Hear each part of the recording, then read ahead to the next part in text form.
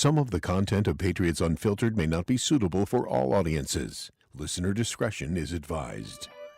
The world's original podcast. Welcome to Patriots Unfiltered. Your shows are all positive. It's unbelievable. One day. Yeah, we're back to Homerville, but that's fine. Gerard started to walk down. Like, one of his goals is... Yeah, you know what? I'm not going to tell you. I'm not going to tell you. Right, well, I thought they were going to go right into Rhamondre in the locker room and be like, what are your goals? Just so you know, that would be called being a reporter. I didn't go to J school, Paul. That is I don't know should these have things. done. Questions and... It's a famous exchange between Paul Perot and Drew Bledsoe. Wait, you asked that question? I didn't always just sit around and let these other noobs do all the work. How they played offensively is how they want to play. But you're worried about it. Yeah, that means they want to be that conservative. Means you shouldn't be worried about it. No, that's something that I don't think a lot of people are worried about. But I'm talking about you. But you are worried about it. Did I think he just put me in. I felt like we were doing picks all of a sudden. He put me in the grinder. This is Patriots Unfiltered. Presented by Toyota's official website for deals, buyatoyota.com. All right, welcome to Patriots Unfiltered. It is Thursday here at Gillette Stadium, and we're here for the next 2 hours talking Patriots, as we always do on Tuesday, Wednesday, Thursday during the football season. It's Paul, it's me. Later on, it'll be Deuce and Evan and Alex. We're hoping. Yeah. Alex had some car issues coming in this morning. So Some car issues. She's hoping she blew out a tire. Ooh, Tire. Ooh. That's because she didn't, Yeah. take your advice Yeah, get Where those Bridgestones. in the run flats. That's right. You get those run flats. You can Right? at least make it to I work. was trying to think of the term run Yeah, flat. while you're at work, you can Words have are somebody hard. come and take care of it. She's probably running on those baloney tires. You got to. Well, that's generally what I do. I tell my wife, you got to take care of your car. You have to you got to get it tuned up. You got to, maintain your tires. Look at the tread. Stick your finger in that tread and see what's going on, and don't wait. Because at the end of the day, if something happens, I'm the one that's going to have to take care of it. So you got to take care of your And car. everybody, the seriousness that Fred took that, because when he directs it right at the camera, that's a message directly to you. That's right. It's a public service announcement. Absolutely. It's a public service. All right, Paul. So what do we got? We got the first injury report of we the do of the week. First I'll just sort of set the scene for the day. We just had a chance to listen to the offensive coaching staff. Last week we had the defensive coordinator DeMarcus Covington. And I have a question about something Alex Van Pelt said. But Okay, we'll get to that. but we did hear, Van Pelt spoke from the podium, and then we had access to a handful of the offensive coaches. Scott Peters, we got Taylor Embry, the running backs coach. Tyler Hughes, the wide receivers coach, Bignell, I think it's Bob Bignell, the tight ends coach. So we had a chance to talk to a handful of the offensive coaches. But I'm going to go right to you, Fred, because it sounds like you have something specific about Alex Van Pelt. Yeah, so I didn't hear it live. I've been in meetings, and I was just kind of looking at some of the quotes that have been tweeted out. One of the things he said is, back to the Bengals game, there was stuff that he wished was on the play sheet that wasn't. And I'm wondering, does that mean because Drake Maye wasn't in the game and the playbook was limited, or is it just stuff that he overlooked? I took it to be that there's stuff that he hasn't gotten to yet that he wished he had available. Okay, so that's how I took it. So because you wouldn't have more stuff available with Maye than Brissett. It would be the other way no, but around. you'd have different stuff. Maybe different, but you'd have more available. So we didn't have some things available on our So play it was sheet. volume. It wasn't the type of stuff. I mean, that's what he said. I'm just wondering. I didn't love it. Not gonna lie. Maybe he's itching to get Drake Maye in there, and that's a subtle shot to get him in there. Yeah, I didn't take it that way. All I right. took it as there was stuff that we haven't put in yet. But I just would wonder, either that or stuff I didn't have. If you take it literally, it wasn't on my sheet, so you couldn't call it because it wasn't on your sheet. Yeah. It was, Right. It's not listed. But I think it's more probably the former, about just the breadth of options. Probably isn't. Maybe he was saying, you realize, what, the type of plays were limited with Jacoby, and I could see in that game that if we had somebody who could get the ball downfield, who could throw on the move a little bit better, we would have had some options in the this, latter part for sure. Yeah. Because I think Maye does throw better on the run. I think getting the ball downfield. Jacoby Brissett is an NFL quarterback. He can throw the ball downfield. Well, it's got to but be accurate on too. on the move is Yeah. that's a different argument. Okay. Anything agree else with that you you. picked out of the offensive coaches? So there was one thing that he said that I haven't really looked at Twitter to see, like, he made a comment that he was surprised that they didn't see more pressure. They didn't get more pressure against Cincinnati. And I think people could, like, take a step back and say, oh my God, they were pressured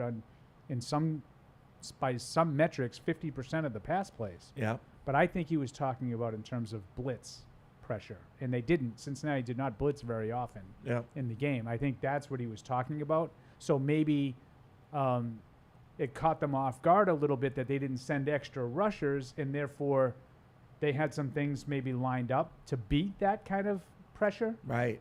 and they didn't get a chance to use that stuff. Again, kind of trying to read between the lines a little bit. But overall, I thought Van Pelt sounded pretty happy with the performance in the first game. Obviously some things they need to clean up, but he felt, I think he was pretty satisfied with the first effort.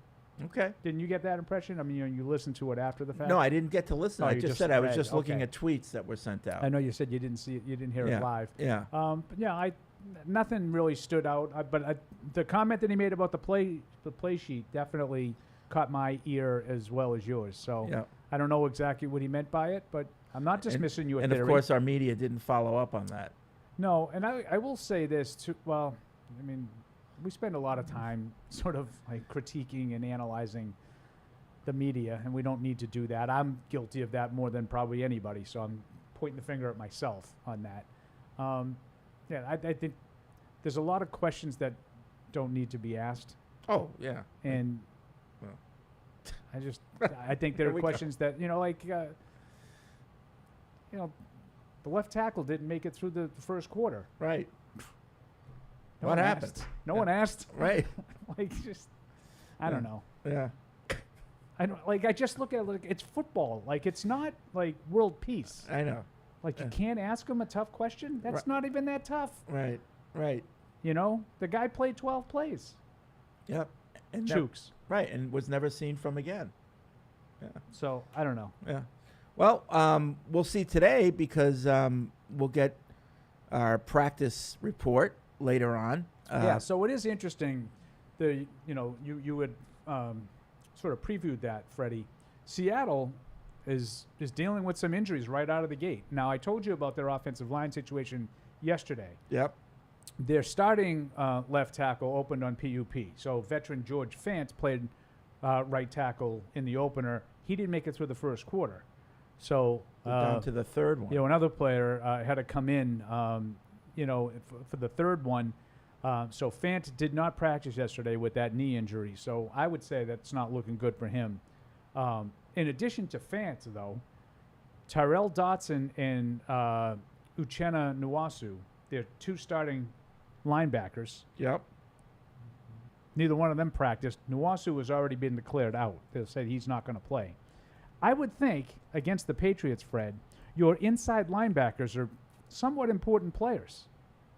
Don't you think? I would think so. The Patriots, we think, are going to want to try to run the football, and if you don't have those guys available, I think that makes the task of stopping the run a little bit more difficult. So I don't know about Dotson's situation. He's listed as a shoulder. But Nwasu, as I said, I read something that said they've already said that he will not play. Yeah. Fant is up in the air, and the biggest one out of all is Kenneth Walker, because I think that's the one that their offense revolves around. He did DNP with an oblique, the oblique, as I Yep. like to say. So 4 starting players for Seattle did not participate in their first practice of the week. That's a good sign for New England. And meanwhile, Sidy Sow was the only Patriot who didn't practice. Yeah. Well, when you're the aggressor, believe it or not, there's less chance of getting hurt. And Word the 'em up. Patriots were definitely the aggressor last Right. week. When you're hitting everybody, Right. and not When you're the getting hit, hammer and they're the correct, nail. a nail gets hurt. That's right. So let's keep that aggression. But Freddie said. Seattle wants to hit you in the mouth too. Yeah. Yeah, they're that type of team as well. So here's another thing that I didn't really give much thought to, and I'm going to give Greg Bedard credit because, I don't know why I didn't give it much thought, but Greg asked Alex Van Pelt a question about his familiarity with Mike McDonald from Baltimore. Yep. And obviously we made a lot of Van Pelt's comfort level going against Cincinnati last week because it's a division opponent for him. It's Baltimore too, so he went against McDonald defenses while with the Browns, and while McDonald was with the Ravens. So I think that's another, small edge for the Patriots heading into this game. Okay. I'm not saying. I'm just saying, Fred. I'll look for any edge I can get. It's not 1:30 yet, so I don't want to give it away. I'll look for edge, and can we move the the time of the game up to like noon or 11 o'clock just to make it a little tougher on the Seahawks? It's kind of interesting that that's not a huge thing anymore, huh? The traveling. Yeah. Well, I think people know how to travel. Yeah, now. I think like back in the day, traveling wasn't as convenient, wasn't as comfortable. Nowadays, I know, like for the Patriots, we've got their own plane. There's bigger seats. Everything's taken care of for the player. So, like you don't really lose any sleep. Yeah. Certainly, they study this stuff so much, yeah. and they have the body clock is something that they really. They take into account a lot of these details, sleep studies and things like that, and nutrition. Right. Have we confirmed that Seattle's coming in on Friday? I have not confirmed that. Okay. No. I'm assuming they might. Yeah, I just was, I was listening to some of the information on my shows yesterday, and teams coming west to play on the Eastern time zone actually have a winning record in the last handful of seasons. Yeah, it is, and I do think some of that is overblown both ways too, because, is it like the Niners playing in the Meadowlands against the Jets? Yeah. When the Jets were playing with Zach Wilson. Yeah. Niners are probably going to win that game whether they were ready to play or not. Anytime that Kansas City goes east, does that? Well, that's not a West Coast team. But you said West Coast, like from the Pacific time zone to the Eastern time zone. But who are they count? Like 3 hours. Okay, so it has to be that Rams, that time Chargers, zone. Seahawks. All right. They land here on Friday. Cardinals. Yep. Raiders will be included in that. Yeah, Raiders. Yeah, were I think now. Well, they're still Vegas West Coast. is still 3 hours, right? Yep. They land here on Friday. They are coming here Friday. on Friday. Yeah, I don't remember West Coast teams doing the Saturday arrival. You know what hotel they're in? Because they got to pull those fire alarms at 3 a.m. We got to get on that. I can effort that. Yeah. So, I just was a little surprised that the record's a little bit better than I would have thought. Yep. All right. What else we got? I don't know. Well, we can find out. We got Deuce. We can find out now what's going on in the locker room. Da da da da da. Da da da da. Locker room, interviews, gossip, and mood. What is the mood? He goes into the locker room and mingles. Sad because Evan stole his jingle. This is Mike's new song. Mike is back. That's right. Hi, Mike. I'm back. Hello, everyone. How are you guys? Back from the locker room? Back from the locker room. Yeah? Yeah, it was good. Good. Gillette on good strike? stuff. Good stuff. What? Gillette on strike today? Yeah. They didn't shave. You didn't. Oh, no, I'm growing a beard, actually. Are you really? Yeah, no, I just want to make everybody mad because there's a lot of people here when you don't shave, they're like, you didn't shave today. It's like my dad. Like, I'm like, oh, I feel like I'm back in high school. Like, No. just shave your face. And that's why you're growing, just to piss Just people to make off? people mad. No, but I was just like, today I didn't really feel like it. I was a little lazy. It's So a little I Okay. apologize. No, but seriously, It's a little so Fred-like. so you're not growing a beard. No. Oh, I okay. used to do that, though. I used to grow one in between Thanksgiving and Christmas. It was a little tradition I had back in L.A., but it's too gray now. I feel like it'll make Yeah, me look because if my you look grow a bad. think it beard, looks you'll good. lose that 50s sitcom dad look. Right. You know? Maybe just the mustache. Maybe I'll just grow that. We'll see how that looks. See, I but- like the gray in the Yeah. beard. Maybe it's because all my hair is white. So Well, Paul, you're always telling me Kinda how like the handsome I gray. am. So You're I know wicked you're handsome. You're my biggest fan. I've so. said that a million times. I'm gonna have to start talking to Lane about it a Good little stuff. bit. Make No, sure Lane she doesn't steps like it it. up. Lane, not a fan. You got to shave the face for the lady, right? Yeah, She yeah, needs the- yeah. You need the soft Absolutely. lips. You know what I mean? So what's do we going got on going in the locker room? Oh, a little bit. You know, just talking to a lot of people how crazy it is in there now. It's so different. And talking to some of the reporters, it was there's just so much going on now, and there's so many more players, and everybody's able to talk to everybody. And I think you're seeing some of the news now where everybody's getting something different now. It's not like the That's past. good. Yeah, it's not like the past where. All right, we had Make 3 'em scrums work. today, and this is what the 3 guys said, and that's it. There's a lot more Yeah, stuff coming. It's like out the of thing that locker we room. talked about that, and Evan told us a little bit about it yesterday. Like he's talked to Drake Maye and, sort of got a peek into the window of what his first week as the backup was like. He just Yeah. posted it, by the way, so Yeah. go to patriots.com, check So it out. people probably that's don't something know a little what we're bit different. talking about. Like in the past, when there's only 1 or 2 guys there, if all the media goes to one guy, everybody gets the same story Yeah, because they're right. all at the same availability. But what Mike Reese used to do is when the scrum would go this way, he'd go the other way and pick off the one guy that was by himself. So Reese would always try to have something different than what the herd was writing about. So But now it's a lot easier to do that. It's now easier to do that, and I think for the fan, it's much better. Yeah. Oh, Because, you'll go around, you'll read Callahan from the Herald, or you'll read Karen from Clintus. No, Mass Live.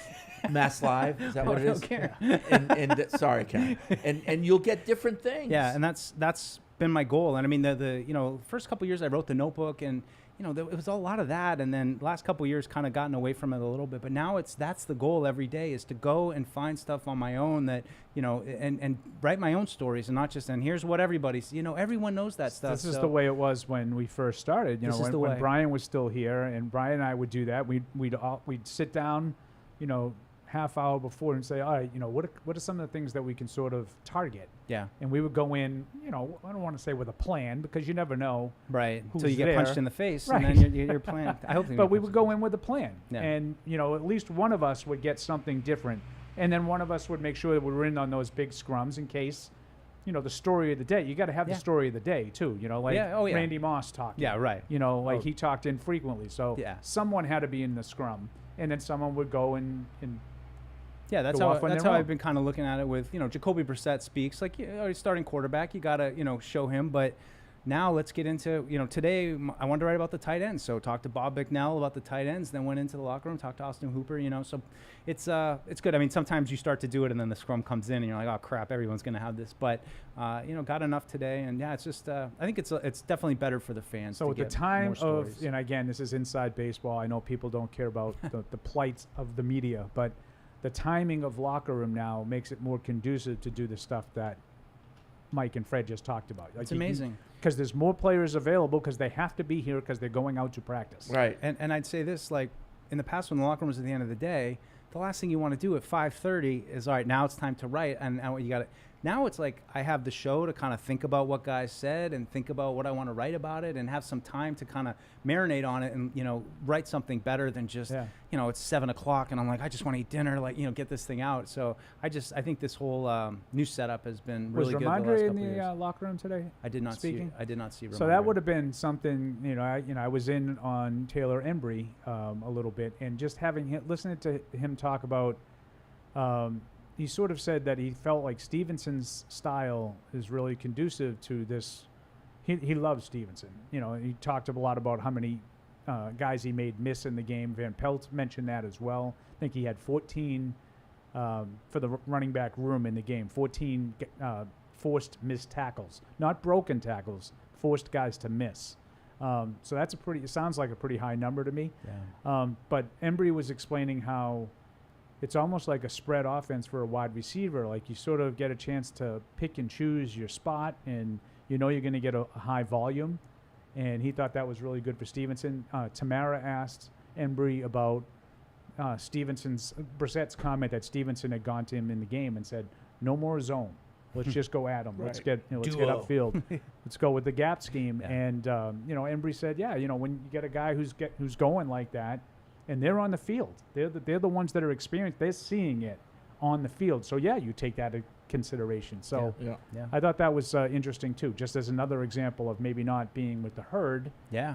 With everybody, you sort of pick and choose where you go, and sometimes you can get a nugget or two. Yeah, I asked Giardi about it. I was just like, how different is this? Because I was only really there like 2019 when, then the 2020 happened and it was kind of a reset. This is night and day to me. It is. That's the same thing he said. So, I mean, at the end of the day, I think it's great for the fans. There's going to be a lot more stuff to read, and, you're not going to get variety. You're not going to, what Evan wrote and posted just a little bit ago, you're not going to get that anywhere else, I mean, I think that's something that's really interesting to the fans. What's he doing behind the scenes? I think it helps during game week? everybody.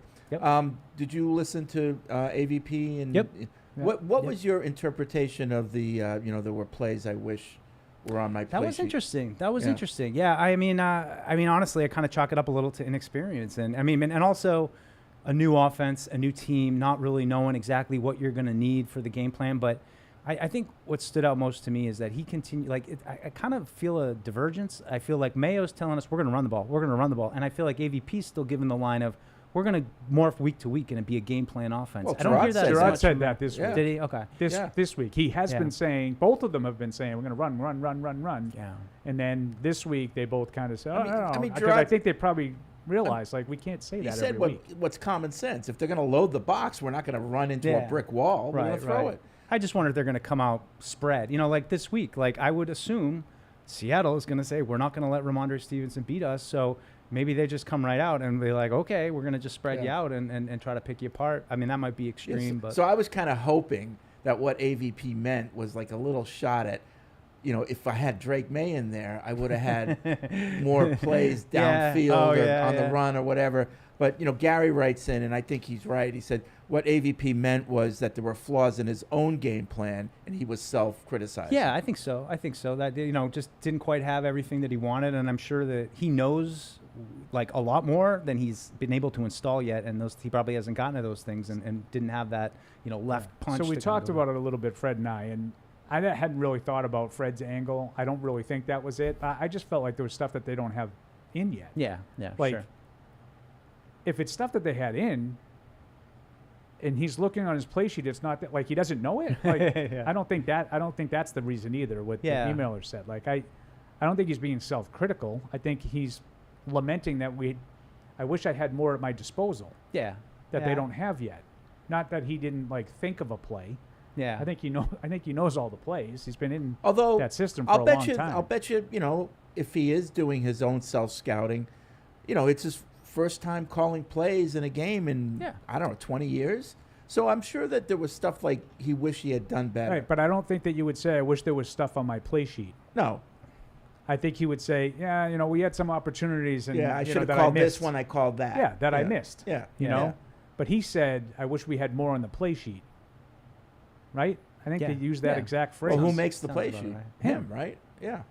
Yeah. So he obviously knows all the plays. And if there's, in other words, if I'm calling the plays and I have a sheet with 10 plays on it, I know there's, 10 others. I'm like, what would really work here? It's not on the sheet, but I'm going to call it anyway. Wouldn't it be great when we're Do you know having what I this mean? type of conversation where you say, you know what? Let's bring in AVP. And he would just walk through the door and answer the question. I think Right, it's more right. fun to speculate.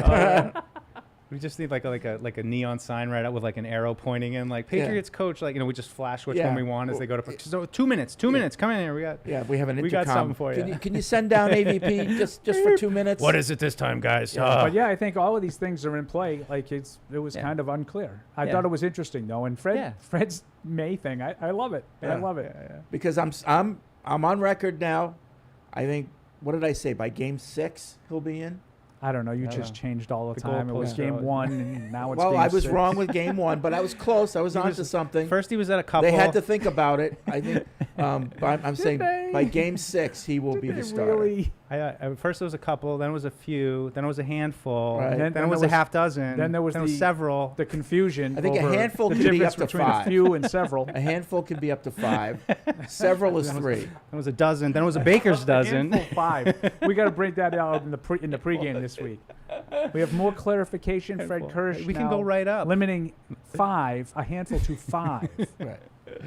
All right. What else before we open it up? Because we do have to hurry today. We have picks. Yeah. Yeah. Well, I should. I don't know if you guys are aware, but unfortunately, young Alex had a disaster. Not a disaster, but bopped the tire. So, So what's she might her be. status? She might Didn't be. have the She run might be flats. calling in, and she doesn't have the run flats. She might have to go to Bridgestone. Maybe You got to she get those go run to flats from Sullivan Tire. Bridgestone. Yeah. Very Needs a very new unfortunate. tie. You get $100 off this month from Sullivan Tire. The sad part was we had in our bullpen yesterday. We had a long conversation about just how frustrating car problems are, and they come out of nowhere. And then literally, as she's like, "Guess what happened?" and then a picture of flat tires. So His sound effects. So you don't think she'll be here? I think she's gonna maybe call in. I don't know if she I don't discussed like with the call Matt in. I Morrell. don't No, like just Yeah, the send we the don't need the pics. call All right, in. We'll She could just send her just picks. send I'll your have pics, her- Alex, yeah, if you're we're not- listening we're in that not- coffee shop yeah. across from wherever you are getting your tire fixed. I don't do drugs.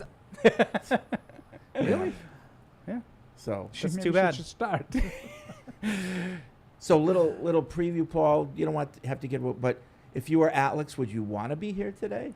I think it was a reasonably good start for everybody. Oh, I felt pretty good about I my felt start. bad about my picks. I felt good about my picks. So Like, because I forget who I picked. the reason So I'm why like, I would did say pick there that was game? good moments for everybody, and there were some not so good moments for everybody. And I would say the overall picks, some were better than others. Uh-oh. But I would say with the spread, some Others were better than some. correct.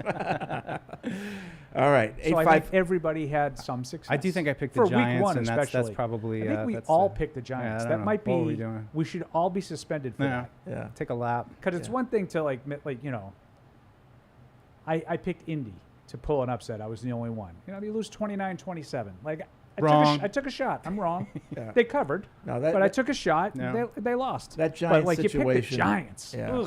Ugh. Like, I mean, I honestly, I didn't see it coming where the Giants were going to be competing for the worst team in the league, but I should have. See, I did. Yeah, I should did. have. Yeah. Because everybody and their brother had 3 teams in that mix, Yeah. and one of them won. Yeah. their I feel, game. Right. I feel a little validated because Who would that watching be? That would be the Patriots.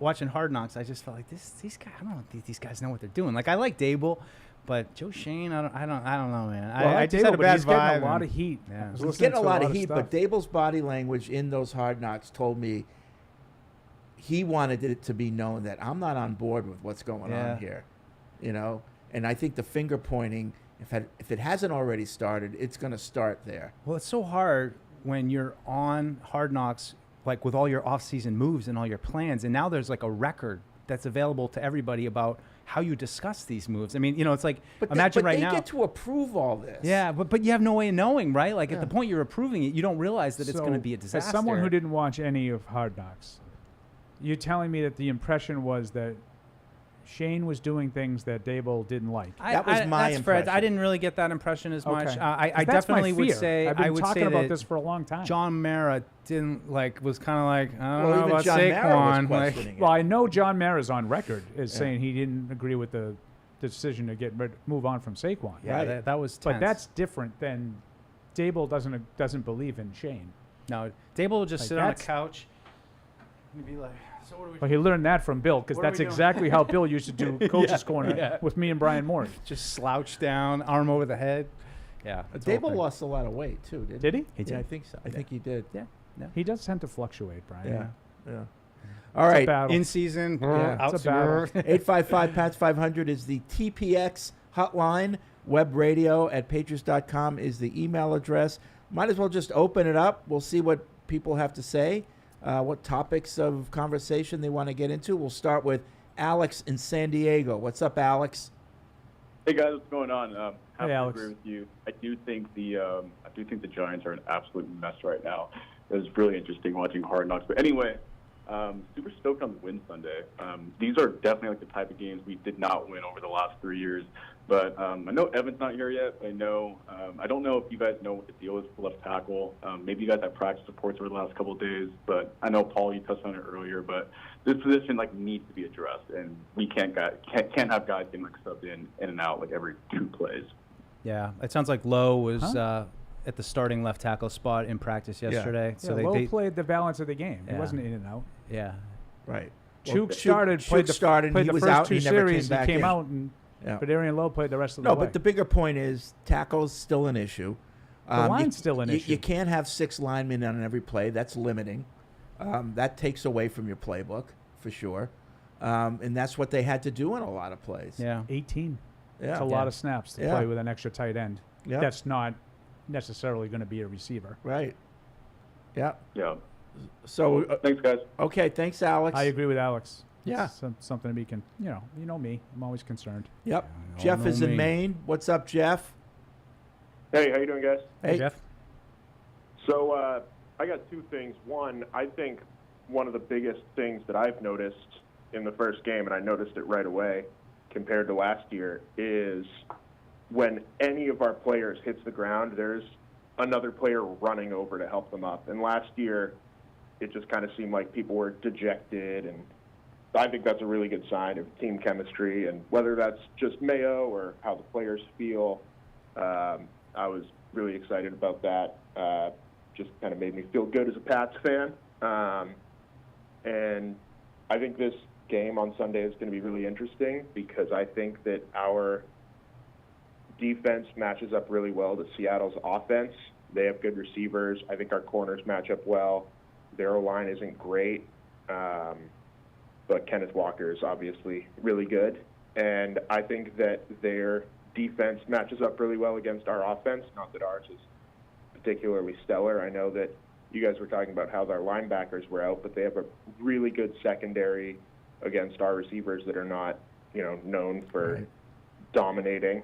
And they have a really good defensive line. Yeah, that's all I got. Thanks, guys. Thanks, Jeff. I want to talk about the first thing he said about guys helping out and the body language and the enthusiasm. I agree that it looked good, but I disagree that last year guys weren't helping each other up. I think they were. And Paul, you were on your show yesterday good talking job, with Paul. That was good. your two friends He was good about on it. how You were. this year, Why do I feel like you're making fun of me? in that regard, like players didn't give up last year. No, especially not on They defense. played hard last year too. You don't have a defense like they had last year, and I get even if you're playing against backup quarterbacks, giving up 10 points, 7 points in a game without playing hard. This is the NFL. They were playing hard last year too, So Well, I started saying, like, all I heard last year, the whole year, was how close all the games were. And I remember I would be like, yeah, because all the games in the NFL are close. right, These teams are not. What happened to Carolina in week 1 doesn't generally happen in the NFL. Even the bad teams stick their nose in and hang around in a game. So I'm talking about all the games were close last year, and they're like, they were? Mike and Tony. there were they only were? 2 And I was games like, that weren't. Yeah. well, yeah. I go, like, New Orleans and Dallas. I go, they weren't playing hard. They were out of it, and they're losing 10-7, 10-6, 6-0. He goes, well, that's just a couple I go, well, how about like week 1, 25-20, week 2, 24-17. And I was like, I can go down the whole schedule if you want me to. I go, they got blown out by Dallas, and they got blown out by New Orleans. Right. Virtually all the other games were pretty close. Yeah. Now, most of those games, I didn't really think the Patriots had much of a chance to win. Right. Like those 10-6, they had a chance to win those.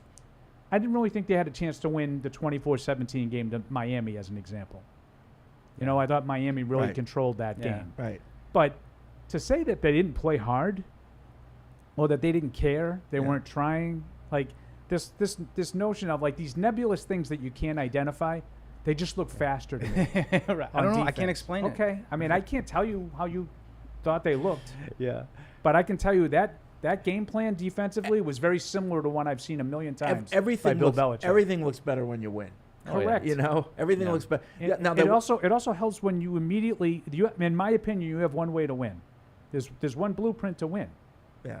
And they followed it to a T. Yep. They got the lead. They played with the lead the whole day. That's the way they want to play. The only thing I might agree with is last year when Mac was on the ground, maybe they didn't rush over as quickly to help him Yeah, out. and Trent Brown doesn't exactly exude Right. enthusiasm. He slows down. So that was a good thing.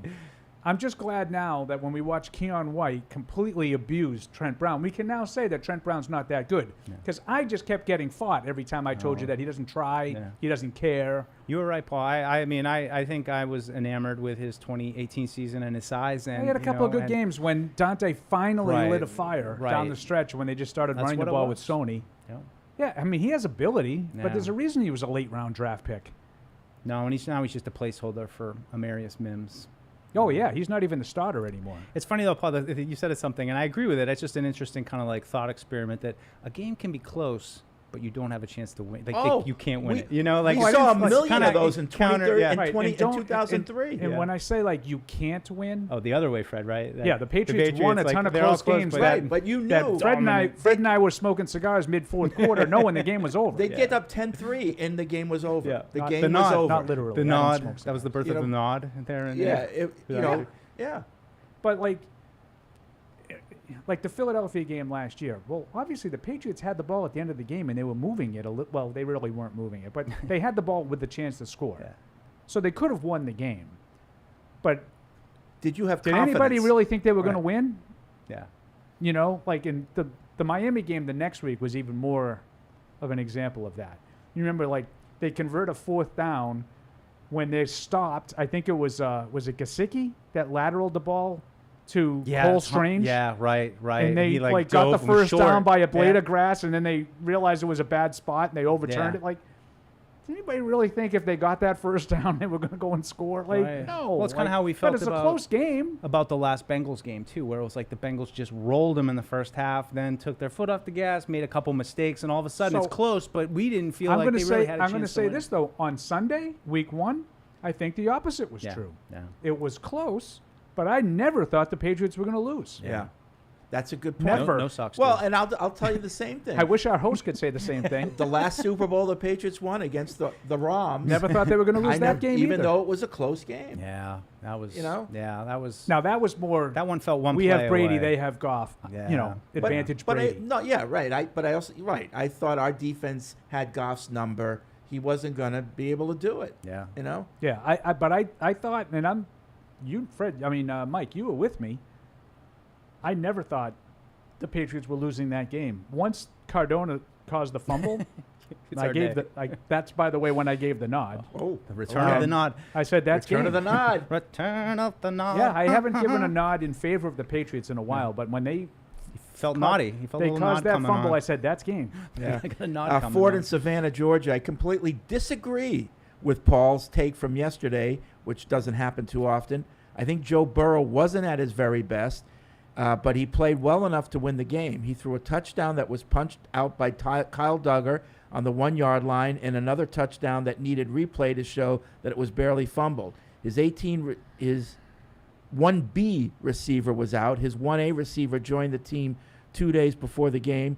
More of the credit should go to the Patriots secondary manhandling the Bengals' third and fourth passing options. Come at me, bro, he says. Uh-oh. Oh. I agree with all that. But Mahomes would have won the game. Burrow didn't. He's supposed to be one of those. Yeah. He's supposed to be an elite quarterback. That's right. He's supposed to overcome Mahomes that. would have won the game with his B, C, and D receivers. Joe Burrow was content to check it down. Like, to me, it all comes down to the very last possession. That was a non-competitive possession. Yeah. And yes, he's right. He should have had a touchdown. Don't try to play tricky games. Those plays happen consecutively. You only get one touchdown, not two. You know, like, it's easy to say, like, when you're the Bengals, you'll be like, well, you know, we dropped a touchdown. You know, we had a touchdown overturned by replay, and then we had a fumble. Well, it would have only been one touchdown, right? You only Yeah. drove down there once. That was another thing, Fred. I listened to episode 2 of Coach with Bill Belichick, Matt Patricia, and this week's host was Mike Lombardi. I was playing the hits for It's like for a Paul. club. So let me just interrupt Oh, for yeah, yes, a real please. quick second. So Lombardi eviscerated the Falcons. Why do you think that was? Because he made him look bad. Because who didn't get hired by the Falcons? Right. So there wasn't a lot of Patriots talk. There were some subtle comments though. One of which was, Cincinnati, they don't fumble the ball, they probably win the game. You know, it was like that. It was some about Stevenson, you know, finally running north-south and holding on to the ball.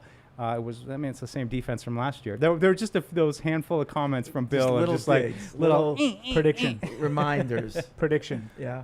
This is going to be like 2001 Patriots. They're going to have this magical run and win another Super Bowl. Yeah. Belichick's boat will be called 9 Rings. Oh, there you go. Good one. As Good much one, as Paul. as much as I make fun of it, though, I will say I do enjoy it because it's more just a free flow conversation about football and Week 1 and you know how you get the team ready for Week 1 and you know Bill said how you know just gratifying it is to win that Week 1 game after all the offseason, all the work you put in the summer, and to get that immediate you know kind of return on the investment. But I was telling Paul the interesting thing to me was he said I would almost prefer to win Week 2 because you are able to see a game, adjust. Because the other Patriots team's won adjusting week to 1 you. without him. Right. And there's still a chance that they won't win in week I 2. really like Week 3 better, to be honest. Is there anything positive?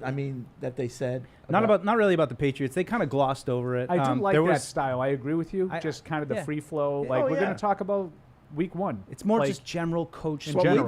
which I like that. kind of Yeah, like. they've been watching us. Yeah, it was. I think Lombardi's better than Patricia. Patricia just seems like he's finding his feet with it. But as much as I joke about it, they were very a lot of praise for Dallas and their personnel and team building and that kind of stuff too. Which was Here we go. So transparent. Here we go.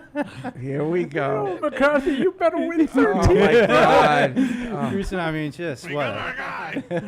So back like it is so transparent. just to close the window on that email, I agree, and I think I said it many times yesterday, and I know I said it on my show when I went to Sunshine. The Patriots defense played unbelievable in that game. So let's not try to make this out to be, oh, Paul's blaming it on the Bengals not playing. No, he's not. Patriots outplayed Cincinnati for 60 full minutes. Yeah. And I've said that on the post-game show for 2 hours, and I said it on Tuesday, I said it on Wednesday, and it's still my opinion today.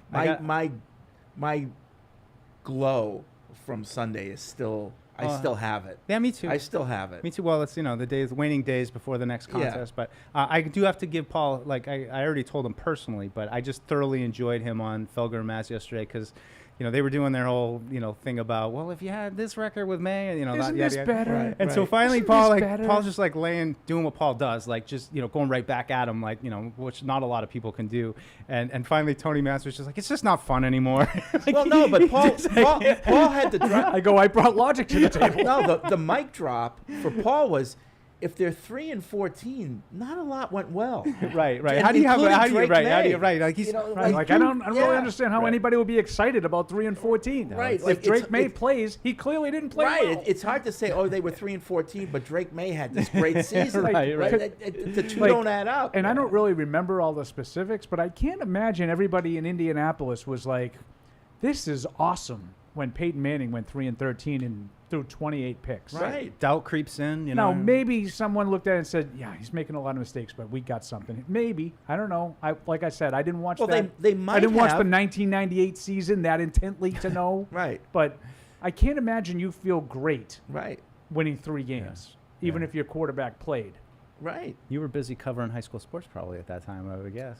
Well, yeah. Yeah. I was still at the Herald, Doing agate. among other things. And when I was done, I went home. All right. Back to the TPX hotline. Todd's in North Carolina. What's up, Todd? Gentlemen, I like you behind those desks better than the recliners. You look really good. Preach, Todd. Seems Preach. to be the consensus. Right. I like the comfortable chairs, though. I like though that we're Well, you're switching it getting up a old little bit. like I me, think there's it's room okay, for both, Fred. right? Well, this is to help Matt. Serious so business. He can keep this desk up throughout the weekend because on Monday when EEI comes in, they use the desk. Plus, So- we use the desk for the pre and and post. 22 is going to. Oh, who's anyone after us? Yep, Catch 22's right after Catch you guys. 22 is coming in, and they Yeah. use the desk, so it makes it easier for Matt. Yeah. Yeah. He's got to put that back thing on with Yeah. support, and he's lifting stuff. Yep. So my thought, guys, about what AVP was 72 saying- pounds each? Sorry, Todd. No, you're good. I'm enjoying. You guys have a quiet optimism that I haven't seen for a while. You guys have your bit of a joie de vivre back, and I appreciate it from all three of you. It's great to see. My thought about what AVP was saying with respect to not being able to do everything, I think it's because he felt that he had to have the sixth lineman in there a lot of times, and they just couldn't That's a do good point. the things that they wanted to do. That was what I took that to mean is that, we were kind of limited because we were just trying to figure out how we're going to get our blocking and do these other things, and we just couldn't open up the whole playbook because of the ability of the Bengals to get after us and to get the pressure through. So, With only I don't know. 4.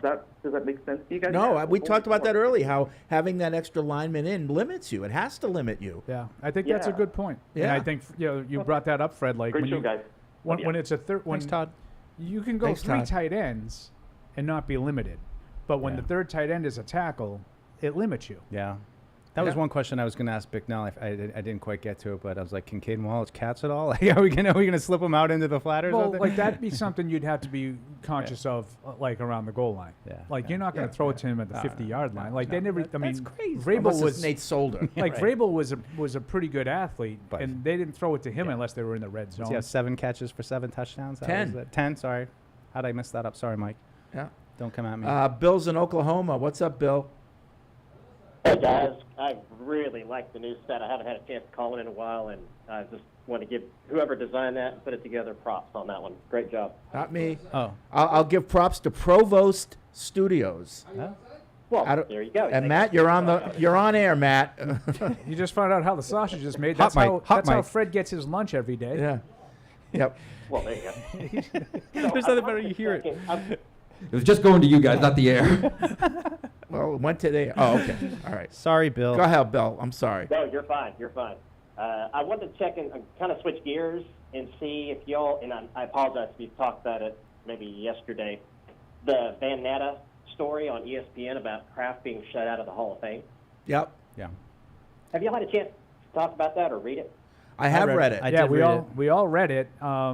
It's unfortunate because I think we all agree. I mean, this is going to be a controversial opinion. We all agree that Robert Kraft should be in the Hall of Fame, but I mean, it's unfortunate when it seems like there are like personal things that are getting in the way. I don't think that should come into play when you're voting for something like that. Yeah, I mean, none of these. First of all, owners shouldn't be in the Pro Football Hall of Fame. That's a just Tony me. Maz thing. I like that. I from just Tony don't think Maz, they should, but that was Fred Kirsch. But no, but the cat's out of the bag now, so they are. And if they are, there's no other owner that deserves to be in it more than Robert Kraft. That's no doubt. Don't get me started with the whole Spygate stuff. You know, like just. Well, I'm talking about the personal stuff. Right. Yeah. Like that to me is ridiculous. Yeah. That shouldn't even be in Right. consideration. Right. Like you're rubbing people the wrong way because of your desire to be in the, like that shouldn't be part of it. Right. I just think it's ridiculous. I just think the NFL is so petty. There's so much pettiness in the NFL between all of these franchises, and like they're praising Jerry Jones for like making the NFL what it was. Well, guess what? Robert Kraft took this team. What did he buy it for? What was the amount? $20-something million. $170 million. I mean, Robert Kraft and the Patriots have defined this century of the NFL. So to sit there and like give Jerry Jones all this praise for what he did back in the 80s or 90s even, like it's ridiculous. And I also I just take personal issue with it because having gone here as a kid, and it was a dump, and it was a terrible stadium, a terrible experience, and now what he has brought to this whole area with this whole Trader Joe's and all that. Well, this place is all transformed for him. He transformed the They have NFL. Trader Joe's. That's why Trader that's why Joe's. Mike is in And it. Olive the Garden, reason they why. have wonderful salads and breadsticks, all because of Robert Kraft, and I thank him. But seriously, though, is anyone going to say that the Patriots haven't defined the last 2 decades of this league and made it the global brand the that it question is? did Robert Kraft make pro football better? That should be, for owners, that should be the criteria. And the answer has to be yes. When you think about it, go ahead. No, it's unequivocally yes. I don't think there's an argument on the other side against Robert Kraft. I would just say that Jerry Jones was instrumental. Jones should be in, again. Jones should be in too. Like this notion that Jones doesn't belong because he hasn't won anything in 30 years is silly. Jones should be in, but that means that Kraft should be in double. You know what I mean? No, like right now, there's nobody that should even be in consideration other than Robert Kraft. Right. I'm just saying, Well, it never said in don't the discredit article. what Jones did as an owner when he came in '89, and the league was not Listen, anywhere near Jones, what it is. Jones opened up new sources of revenue for Yes. the owners. He taught them the way to get the most out of their marketing deals. It started with Pepsi back in the day, where instead of, having Coke was, the league partner. So teams like, whoa, we can't have another soda. And Jerry says, no, I own my stadium. It's not going to be a deal with the team. It's going to be a deal with our stadium. Yeah. And that opened up and the Patriots were right on his coattails doing the same And thing. these are some of the things with that Robert Gillette. Kraft has done with, as your point, Mike, to put the Patriots, it's not just about winning. I mean, obviously winning is a huge part of it, but it's so much more than that. You're involved in the, in the lockout in 2011. You're involved with the TV contracts that are finding more and more revenue streams for the league. You're growing the league. Yeah. That's what guys like Jerry Jones and Robert Kraft have done. They grew the league, and they made it better for fans. They also made it better for the players. These sources of revenue makes it better for the players because it's a collective bargain, and they get 51% of the profits. So the more money you bring in, the more the players get in. So the players have them to thank too. The other thing, back to the stadium, it's not so much that he built it and all that and Patriot Place. That doesn't make pro football better. But what it does make it better is he financed this without taxpayer money. Yeah, right. And that made it better for fans. He was able to finance this without PSLs. And all the owners got criticized for PSLs because it's scamish a little bit, Sure. But the Krafts and Jonathan was a big part of this, figured out a way to finance it through the contracts with the club seats. And, that's, there's no smoke and mirrors there like there is with PSLs. Yeah. And so that made it just better like for the season article. ticket members to buy their I tickets. agree. And so there's a lot of things, but, Paul mentioned all the broadcast stuff. He should be in. if there's any owner that should be in, he should be in. And you know what? All that article, you know, the article agreed with that. By the way, Oh, the article was very fair in Yeah, terms of that. yeah. It just kind of illustrated the pettiness of these guys that vote. Yeah, and I think, you know, it mentioned that, you know, maybe the Patriots were a little bit too aggressive lobbying, and okay, fine. But, like, when you're watching all these people get in, you start to get, like, urgent. Like, you know, Pat like, Bolin, Yeah. Like- man, no disrespect. Like, Rest in peace. what has he done that Robert didn't yeah. do? And, Yeah. you know, knock on wood, you know, Robert Kraft's in really good health for a guy who's 83. Pat Bolin wasn't, and they said that might have been a factor to Yeah, get him in sooner. probably. But listen, he's 83. Get him in now. Yeah. Get him in now. Yeah.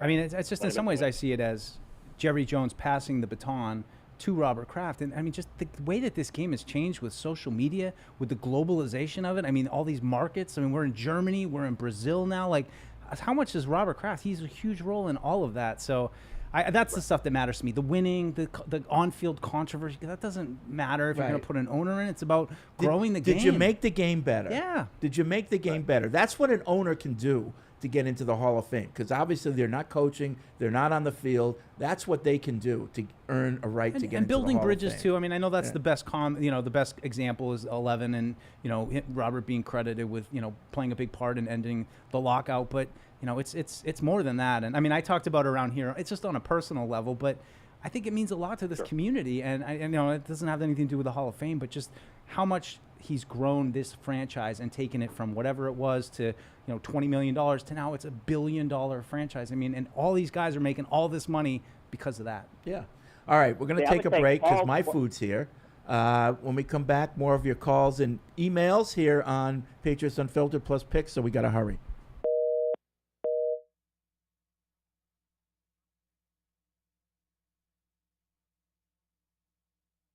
Of the New England Patriots provides you with everything you need to build your personal betting game plan so you can get in on all the action while practicing safe bets.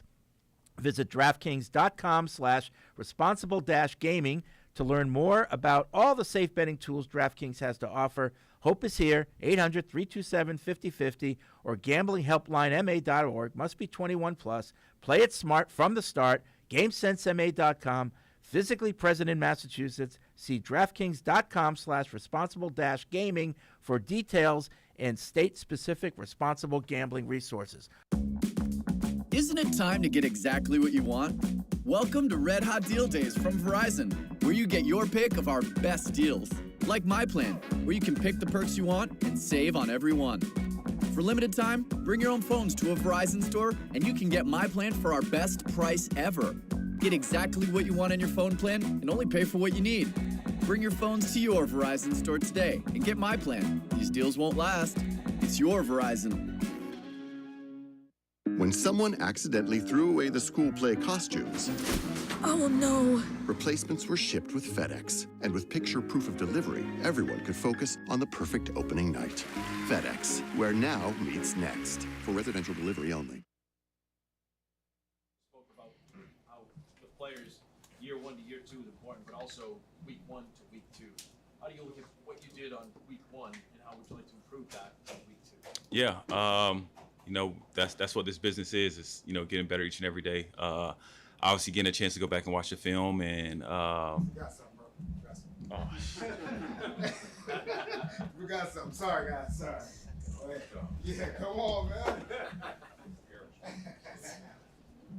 Fantastic. Have a good. I'm a good sport. NC State losing to Tennessee, him and Joe. But back to the question. Obviously watching the film and seeing a lot of things that as a team, as an offense, and obviously personally that rooms of improvement. We were joking about it yesterday or Monday. It was like it's always better to learn from a win than a loss. But so excited to get back on the practice field and correct those things and get moving forward. Gerard was talking about how you guys in the fourth quarter were saying, let's take it to the top. Yeah. What does that mean for you, and what sort of team bonding experience is it like for you guys running that down? Team bonding, I don't know about that, but No, but he's right. We got to the point where it was just we saw what type of game it turned into, and the cool part was it was no egos in the huddle, and everybody kind of bought into it and realized we're running one play the whole time, you know what I mean, and they're not stopping it, so why change it? And I think that was one of the more cooler moments in my career. Everybody in the huddle was saying let's take them to the hill, because we knew we were in that much better shape than they were, and I think it paid off.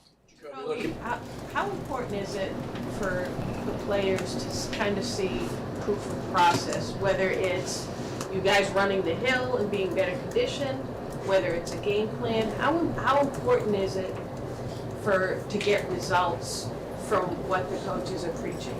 Yeah, I think it's really good, just because from the standpoint of, you see the direction that we're trying to go, and you see what happens when, you do follow the process and you do buy into the plan. I mean, obviously some days you're gonna do that and you're not gonna get the results you want. But I think it's even more apparent after, you do get those results. Is now you got to double down on it even more, because, it shows you that you can't take that much more of I think a slack in the preparation to get you to the game. Jacoby, looking forward to this Sunday. How do you see what sort of challenges did the Seahawks defense present, and do you see similarities to what the Ravens did the last season? Yeah, obviously, Mike's done a good job dating back to his Raven days, and the way he calls the games, and dating back to the Ravens, and even this year with those guys, they keep you on your toes. Got a lot of really good players on defense, guys that have made the Pro Bowl, and some of the better players in this league, and so he uses those guys very well within his scheme. So we got to be on our P's and Q's. It's going to be a big one for us. Obviously, it starts today with first and second down, and trying to master that plan right now, and then moving forward throughout the week, because the more third downs and red zones and the situation gets, that's when they get better. Jacoby, you're practicing against your defense all summer. Do you see any similarities to the way that Baltimore, but now Seattle wants to play in the way that you guys play in defense? Somewhat similar. Obviously, give you a lot of different looks up front with the guys. Obviously, having good cover guys helps, which we do and they do as well. And I think taking that approach and you kind of, I guess, screwing with the the offensive rules as far as protection or run game and things like that. I think that's what this style of defense tries to do really well. I mean, that's what they do really well. So, like I said, it's first and second down, so kind of trying to, put that in his own bucket and take care of it from that. Jacoby, Gerard talked about the ability for a team to be able to make changes on the fly as things are going on. What gives you confidence that your offense can see one thing and then make a change to do another thing if that is what you need to do? Because that's what we did Sunday. It was a couple looks that we thought we were getting based on the scouting report and from AVP and those guys playing Cincinnati and Lou whiles ago, and we came out and they gave us different looks, and therefore it led to some different calls for us to make towards the end of the game. And I think you saw that as far as some of our run game calls were a little different than we expected, and putting in our guys being able to change on the fly as far as making alerts on the play or checks on the play within the play, you know what I mean? So I thought that was good for us to see that, and that just goes back to our ability to adapt and learn on the fly. Jacoby, it's taking your final question. The first year as a starter, you led the league in sacks, but it seems like your ability to evade pressure has improved throughout the years. How have you done that just beyond the offensive lines to really protect you? I think I've been fortunate to play on really good O-lines. I think that plays a part in it. Understanding football a little bit more. Being okay with, throwing the ball away. I think, obviously your completion percentage kind of takes a hit, but I think that's better than a sack and getting into negative yards. And I think understanding that, more now in my, I guess, older days than I was when I was younger in the league. I think that definitely has paid off, and watching really good quarterbacks, honestly, do it for a while, watching Tom and Phillip and Andrew finding ways to, not get negative plays, so I think that definitely played a part in it. The second half of that game against Cincinnati, you had a deep attempt down the field to Taekwon. I'm just wondering how important you think it is to try to get him involved down the field, just show a willingness to even make those types of throws to maybe try to soften the defense up for your run game? Yeah, I think that's definitely important just because of, who he is as a player. Being able to stretch the field. He's one of the fastest, if not the fastest dude on our team. His ability to get down the field at a fast rate, definitely got to try to, make the defense feel like that's a possibility, and obviously when we get chances to hit him. But I think we did that one time, and then the next time, they're playing completely soft zone on him. He sits in his zone and gets a big completion. So I think a lot of those things kind of, play hand in hand with each other. And so I definitely finding more ways to, not just with him, with other guys as well, try to exploit some of those things. Yep, thank you.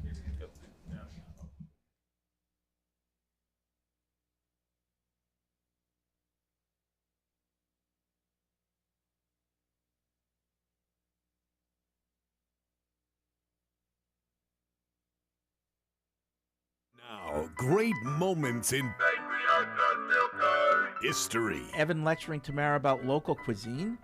Didn't he eat McDonald's in Germany? No, that was me. I did not eat McDonald's. That was Tamara. Yeah, I and did eat McDonald's. I was in going to say Germany. that was Twice. actually Tamara. Tamara and Alex and Matisse, right? I had McDonald's twice in Germany. Don't throw me in that I did- category. Wait, did you go to Five Guys. Five Guys? We went to I didn't. Five Guys. I didn't go Mike there and I- either. Oh No, my no, Mike and I went Okay, to Five wait, Guys, wait, but I wait. also had the schnitzel. Wait, but I will call out. I will call out Evan on this. He was too good for German coffee. He had to have Starbucks. That's true. Well, I do That's true. recall. true. I do Starbucks. recall that. That's I true. immediately texted Beth and said, "Oh, you'd like Evan." That's true. But I put Starbucks. I'm sure it doesn't surprise anybody that I am a food snob. Yeah. That's Food? That's what I'm saying. Yeah, Oh, it doesn't surprise anybody. Patrick in Ottawa thinks I'm a food snob. He says when Oh, Fred I speaks, agree. when Fred speaks of food, it's with such snobbery. Yes, Ah. there's no question. That he nails it. He channels the soul of Eric. You tell everybody, don't get this, get this. This is the better. I one. I You can't prefer put mayo Peacemaker on it. Fred. Yeah. I feel Can't like put Fred mayo and on I are on the same wavelength, but he does it a little bit more than I do. He's worse than you at it. Yeah, Yep. so I Smash for burger, once, you know, I'm like not the before snob, smash yeah. burgers became the tavern burger. That's the one. That's the one. That's You're the one wasting you your want. time with the Whiskey River barbecue. No mayo on it. Don't put mayo on it. Yeah. Mayo will ruin it. Who Let's puts mayo on a steak? I don't know, but that's Fred's always telling you not to put mayo on something. That's another great moment from All right, back here on Patriots Unfiltered. 855-PATS-500 is the TPX hotline. Web radio at patriots.com is the email address. It's Deuce, Paul, myself. Evan will be here soon. We're going to do picks. Yeah. Alex got 3 tires. Yeah, so Alex is not going to be here. No, she has sent in but picks. she has sent her Send in picks her in. picks. I have the picks. So she'll be legit. Yeah, She'll have her she's picks legit. in on time. Yep. And, it's actually tougher to mail them in because you don't listen to anyone else. You can't be swayed. It has You've to been be, mailing it in for years. Boom. All right. Anything else before we get back to our callers and emailers? No, why don't we be listener driven for a Okay. little bit? All right. Let's go to Christian in Virginia. What's up, Christian? Christian. Hey, how's it going? Good. Hey. I just had a question. Do you guys think that the tight ends are going to be utilized more in this game? In the preseason, we kind of were assuming that they were going to be used a lot. I know we didn't see a lot of them going against the Bengals, but I would also credit that just to the injuries in that position. But, yeah, I'll take it off the air from here. Okay. It's a great question. That's why I'm going to write about the tight ends today. I think, we saw a lot of them in the summer. Hooper, very experienced. But I just think with the way that Seattle likes to send random guys, having 2 smart veteran tight ends who know where to go and know, it's the easy passes for Brissett instead of, hoping that, all right, he's going to start connecting with Tyquan this game and, it's going to be 3 20-yard passes. That's hard to really hope for. I don't think it's hard to hope that those 2 tight ends are more productive. I think they had 5 especially with catches. the injuries to their linebackers, maybe you can exploit that. Right. Yeah. Right. So like I said, I think they have 5 catches last game combined, but there were a couple key catches, for them down the way. So we'll see. I think it's an easy step maybe to start to unlock the passing game a little bit, involve those 2 tight ends a little bit more. Yeah. So we're basically just talking about throwing the ball to them because they both played a ton. Yeah. Yeah. And I think when you add in the 18 snaps from Wallace, that's a lot of tight end work. They ran the ball. Yeah. Predominantly. So Yeah, I mean, I think that could change. I think Mike has got it with some pressure and stuff. You might have some quick, easy outlets. I think Hooper was the target on one of those early. Yeah. Yeah, I think they're healthy. I think they played a ton. Hunter Henry and Austin Hooper. Yeah, just involving them more in the pass It wasn't game. a health thing. They both were out there a lot. And Bicknell was very just complimentary about their willingness to block and to get in there. I mean, and neither one of them are necessarily what they're known for. But yeah, I got some good stuff out of him. Just about, I asked him like, are they complementary? Because they seem very similar. And he actually ran down like when I first got here. I went in and kind of studied him. So he had some good stuff just about how they kind of differentiate the two guys. Yeah, I mean, I'm looking ahead to when Maye comes in. Anything they can do to develop the passing game is going to be good for when he does play. Yeah. At the same time, if they can continue to keep that identity as a running team, like we're going to run it anyway, and we're going to be successful, that's going to help Maye too. Yeah. Oh, for sure. Keep teams on their heels. So if you can run the ball like that and then have a passing game to go with it, now you become an explosive offense. Yeah. I mean, it's like at this point, it's like, all right, that Stevenson's going to be here for a couple more years. So, you got him. They really seem to believe in him. I mean, Paul talked about Taylor Embry, how high they are on him and his potential. So he's going to be a piece when Maye does get there and, into next year and the year after. I did like some of the coaches' answers. Van Pelt was asked about it. Embry was asked about it. Like, what did you has he surprised you, and what were your thoughts on Stevenson? And like, they're like, no, like we watched this guy. He's a really good back. He runs with a lot of power. We saw him breaking a lot of tackles. I think Van Pelt said we saw him breaking a lot of tackles, in the past years too. Like, I don't know, like maybe Mayo was right. Maybe some of the media corps didn't really understand that Rhamondre Stevenson's a pretty good back. Well, I think again, I don't know. I think nationally he gets put aside, in the past because he was out a lot with the injuries. I don't think he's like nationally. I don't think he's one of those guys that would get talked about nationally. Like if he continues the season he's had in that first game, he will be talked about like that. But in the past, like he wasn't in that group of elite backs in the NFL. No, I mean, I think he was good. He had like 120 yards. I mean, it was like his third highest total of his career. Right. So, so he hasn't had overwhelming production. He's been hurt a little bit. Right. His best season, 2022. And the rest of the offense held him back, I think. Yeah. Just the ineptness of the offense as a whole. Yeah. He's not, and I talked to Embry about this too, about the workload. Like, he's not going to, like, they don't want that. They don't want him getting 25 carries every week. That was not necessarily something they did by design, but they rode the hot hand. Clearly, it was better when he was getting the carries than it was when Gibson. No offense to Gibson, it wasn't his fault. Right.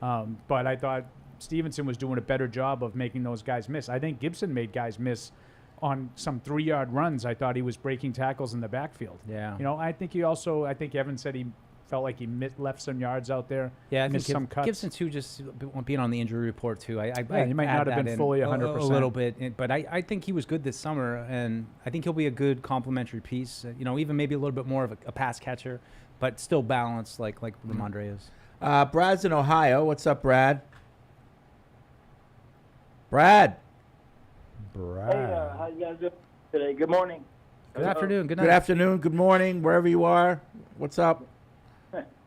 Brad from Ohio, the Michigan fan that's feeling pretty bad after last week and probably looking that way the rest of the season for them. Anyway, I just wanted to call and see how you guys were thinking about a couple things here. City Sal, do we have any news about anything? I mean, it's not a serious injury, right? Yeah, I wouldn't look for him this week, but yeah. No, unless Evan has something from practice. Someone that can, with Landon Robinson, in the way he played, he's being. I don't want to say being overlooked, but I mean, he's just going to be another good run blocker we got if we can get him in there. Yeah. And healthy, because that's what he was good at doing, right? Yeah. You guys believe that? Or? No, he's a good guard. He's a good guard. I'm not so worried about the interior right now. My thoughts are to the outside. Yeah, I'm a little worried. Thanks, Brad. That's me. That's my nature. I wonder if there's a future where it's Robinson, left guard, Andrews, Onwenu. You know, I think that's a really solid interior core, and if Wallace could emerge as the right If you tackle, get 2 tackles, you get your wish. But yeah, well, that's Wallace. I mean, but you know, if Wallace could too, I mean, all Yeah. of a sudden, you know, you've got a couple rookies who are playing and long-term, solutions. Evan's here. Evan has returned from practice. Evan has returned from practice. Yeah, Evan has returned from practice. What was the mood? Who wasn't there? What did he see? We need a music video for that. City I think. So was back at practice. Speaking of City, Yeah.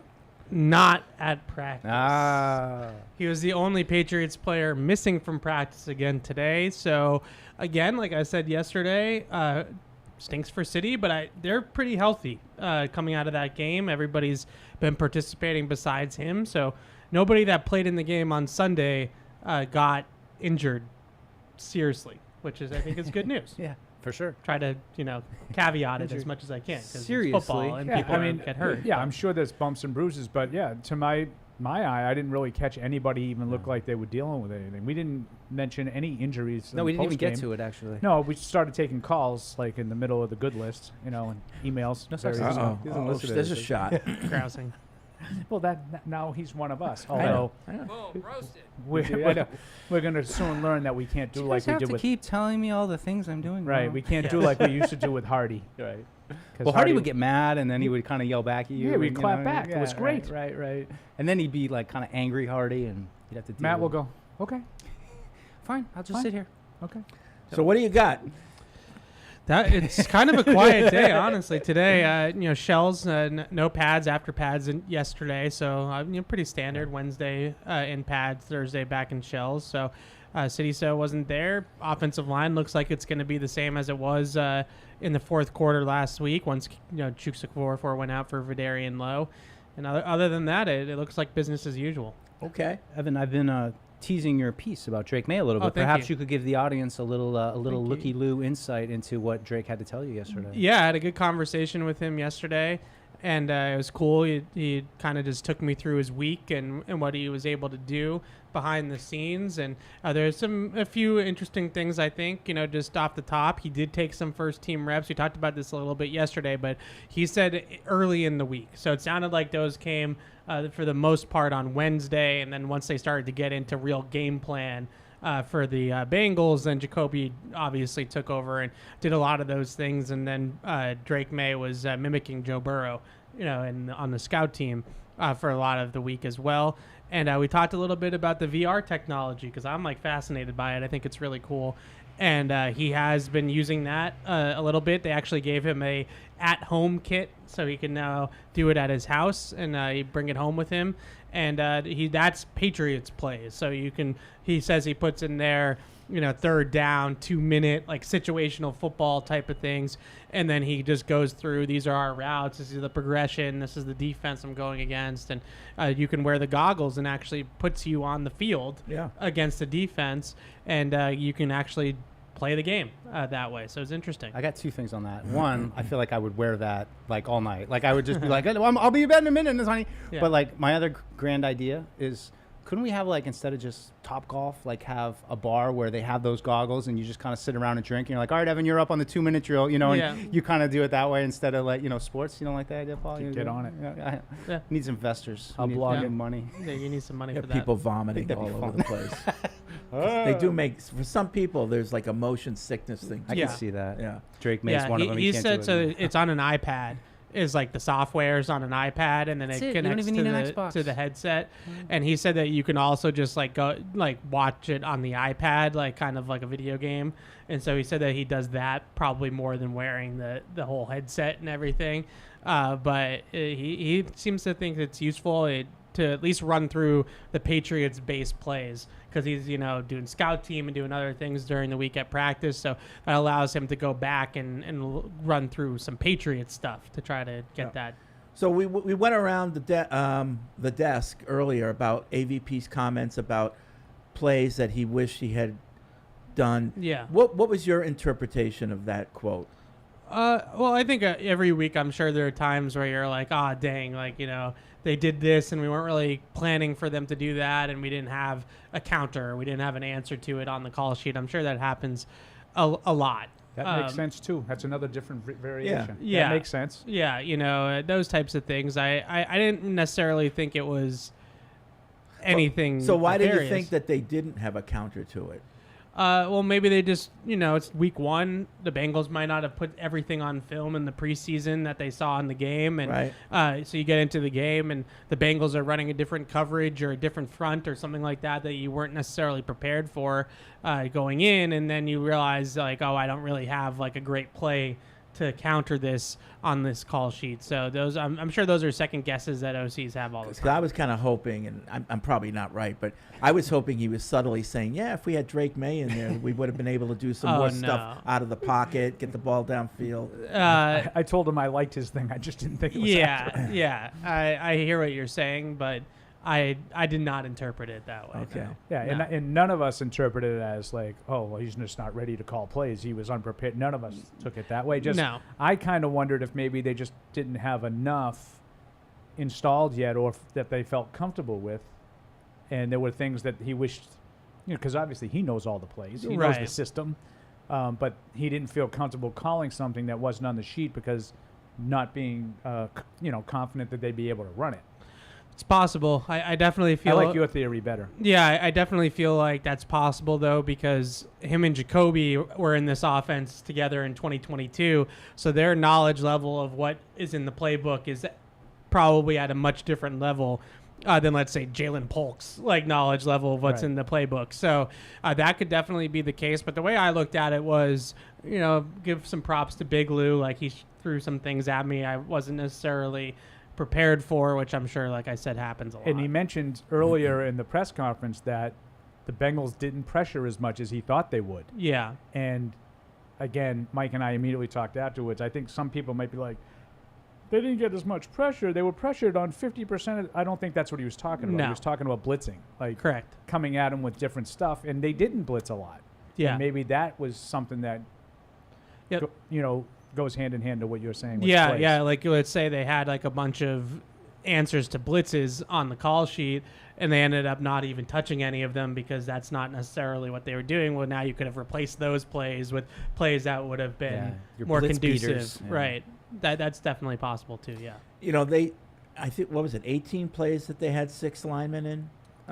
Caden Wallace had 18. Do you think they Yep. needed to have it that much, or is that something they did, out of safety? But if you look back now, maybe you didn't need to do that. I don't know. Yeah, I thought that was a good part of the game plan. They did it a bunch against this defense with the Browns. The Browns did a lot of 6 offensive linemen against Cincinnati over the years. So whatever it is, with their fronts or something like that they run, they feel like it's useful. I think the game with Brissett in 22 that I watched, I think they had 22 snaps with a 6th offensive lineman. So this week they had 18. 2 of them were kneel downs, by the way. So it was 16. Did you guys go back and look? Were there any passes? One. There was one. Yeah, I went back and looked at that. So there's one pass. It was the check down, play action check down to Rhamondre Stevenson. So I wonder if they checked. I wonder if they Yeah. checked out of a run on the play. Possible. Or were they taking a shot, maybe? It was supposed to be a shot. Yeah. All right, web radio at patriots.com is the email address. Spee in Fresno writes in. He says, the new Mike song is pretty wild and wacky stuff, and not sure I can handle this switch from the Ace Ticket Hotline to TPX. The world is changing, and I'm scared. Anyway, love that question yesterday about what people aren't worried about but should be. I'll throw my hat in the ring with perhaps an odd one. Christian Gonzalez. People talk about him like we've got the number 1 corner position locked up, but it's still effectively his rookie year. He did fine last week, but also had soft coverage against Chase at times, including the first down conversion just before the near touchdown by Gesicki. I believe lack of aggression was the critique of Gonzo coming from college. Hopefully we'll see him ascend, but maybe people should worry a little about whether he's the next Revis or Gilmore. I would say on my list of worries, he is maybe the most towards the bottom of the list as anybody on this team. If we're just going to go somewhere between players. left tackle and I'm Rhamondre. going to say that he, like, out of 53 guys that are on this team, he's 53 in terms of the guys that I am worried about on this team. Like, no, he does not have a angry streak in him necessarily. Like, he's not one of those guys that plays an ultra physical brand of football. But his coverage is just, I mean, he's just a ballerina Can run. out there. Oh, shoot. I just lost it. I would fall in the middle. He's not on my list of concerns, but I think it all depends on what you think he is. If you think he's the Gilmore and Revis, then I'd be concerned. I don't think he's that good. But I think what Evan said is largely accurate. I think he's a really good cover guy. I haven't seen any of the games that he's played where I said, wow, he's struggling today. I think he's pretty consistent. I don't have him on my list of concerns, but I don't look at him like this. Yeah. At the present, I don't, but I think he can be as good as Gilmore down the road. Yeah, we'll see. I was kind of thinking maybe on why don't you see it? For what Evan was talking about, like just that sort of edge. Yeah. I don't know if Gilmore necessarily played with that either. Ooh. Like, yeah, that's why I said Gilmore, not Revis. Maybe Gilmore, like Patriots Gilmore, but Buffalo Gilmore is there. Yeah, you know, like I that took. I liked Gilmore. Oh, I love Gilmore, but it took Steph some time to get. You know, he came here, and really that's when he became the player that he became with under Bill. Like that wasn't the guy that you know. Ask the Bills fans about Gilmore. Yeah, I was wondering about putting Gonzalez on Lockett. You know, I mean, kind of considering the matchups this week, and it still seems like Lockett is the engine kind of a guy. You know, especially if they don't have a run game. Maybe you got to put a safety over Metcalf, right? And you know, then you kind of maybe take your chances with JSN and Jones. We'll see how they do it with man and zone and stuff. But that to me seems like a matchup that might make sense. Stick him on Lockett. Yeah, you know, I would put him on Metcalf and take Metcalf out of the game and put Jonathan Jones on Lockett. That's the kind of guy that Jones has had success with. Nolan in California has an over-under game. Ready? Stevenson, over under 100 rushing yards. I'm going to go under. I'm going to say under. I just think they're going to say we're not going to let Stevenson beat us this week, and you want to beat us with. I think the Patriots are going to say we can't ride him into the ground. Yeah, that's true. Right out of the gate, and they're going to intentionally try to lessen his load a little bit. Jacoby Brissett, over under 2 passing TDs. I'll go 2. I'll go 2. Push. I'm going to say under. Wow. Poke. Fred's got another tractor pull coming Sunday. Poke, over under 5 catches. Under. Yeah, probably under. Defense, over under 3 turnovers. Under. That's a lot of turnovers. That's a lot. And finally, bonus, at what point, if any, the fans chant for Drake Maye? Under. Ooh. Yeah, I don't think that'll I happen. don't think that'll happen. I don't think you'll hear it, but I don't rule it out. Unless it's like 7 interceptions from Jacoby, maybe 3, but you know, bunch of turnovers from Brissett and Zappy. Wait, Maye. Yeah, it's going to be hard to chant that. Yeah, doesn't we Drake, want Maye? I Drake. guess We want Maye, or we want Maye or Drake. I would say. Let Drake bake. I don't know. Just some spitballing here. Couple emails. Just little note. People probably know that listen to this show, but Brazil is our home market, one of our home markets now, and we got a couple emails from Brazil, so I just wanted to read those. Letitia from Pernambuco, Brazil, but originally from Toronto, Canada. Okay. First of all, I want to say I love the show and all of you. However, Paul saying that Brazil is not ready to host the NFL game really disappointed me. Brazil has successfully hosted not only the Olympics, but also the World Cup. Yes, the grass was higher than it should have been for football, but that has also happened in Wembley in London, given both of the stadiums are almost 100% of the time used for soccer games. And I think we can all agree that that's easily corrected for the next time. Other than that, there was nothing major to correct. Well, they have yet to correct it in London. The field conditions in London have been a problem every year. So I don't think it's that easy to correct. It isn't. What happens is when they put in new turf, I don't care where or it is. Like even for the Super Bowl, couple years The ago. Super Bowl a couple years ago was awful. Was awful. This is not something that's just like resigned for international markets. No, that's what, and I think that's her point too. Is it's not about Brazil; it's about just doing it right. Well, I blame London when it was in London. I'm going to blame Sao Paulo when it's there. She says, I know people who went to the game and said everything went perfectly. In the U.S., however, we all remember what happened in the Copa America final in Miami, and no one anywhere said that U.S. is not ready to host a major sporting. Of course they did. No. I mean, Miami didn't get crucified for that? They did, but... Of course they did. But they didn't say that Miami can't host a major sporting event. Oh, I've heard them. They do it every week. I heard them say they can't do World Cup games. Imagine what's going to happen when they do real World Cup. Well, like these American markets don't know how to do this. There was absolutely that talk. We had World Cup here in the United States before. You think it's a little different now than maybe then? I'm just saying that they screwed up in Miami, but that's not indicative. I think when you screw up, you deserve the criticism. Yes, I'm sorry, but it doesn't mean London got a lot of criticism for their field conditions. Her point is, people didn't say the U.S. can't host major sporting events. Well. Right? And I didn't say they couldn't host major sporting events. I said they shouldn't host NFL games. You said the Brazil's not ready for the NFL. Correct. No, I stand by it. Well, why is the NFL Because that much different than the World Cup? It wasn't a positive experience for the league. If you listen to the two teams, they did nothing but bitch. Well, that's fine. Anyway, I say the same thing about London. This is not about Brazil. I tried buying tickets for the game in Sao Paulo, but they sold out in 2 hours. And the sport's getting more popular in Brazil. I listen religiously, including the post-game show. I love Boston, and I love all of you, except Evan sometimes. There's no hard feelings. There's no hard feelings, and I hope to meet all of you in Brazil if the Patriots play next year. I thought for sure that was coming at me. That was the one I said nice things about Brazil, but it doesn't like me, apparently. One more from Brazil. This is from Philippe.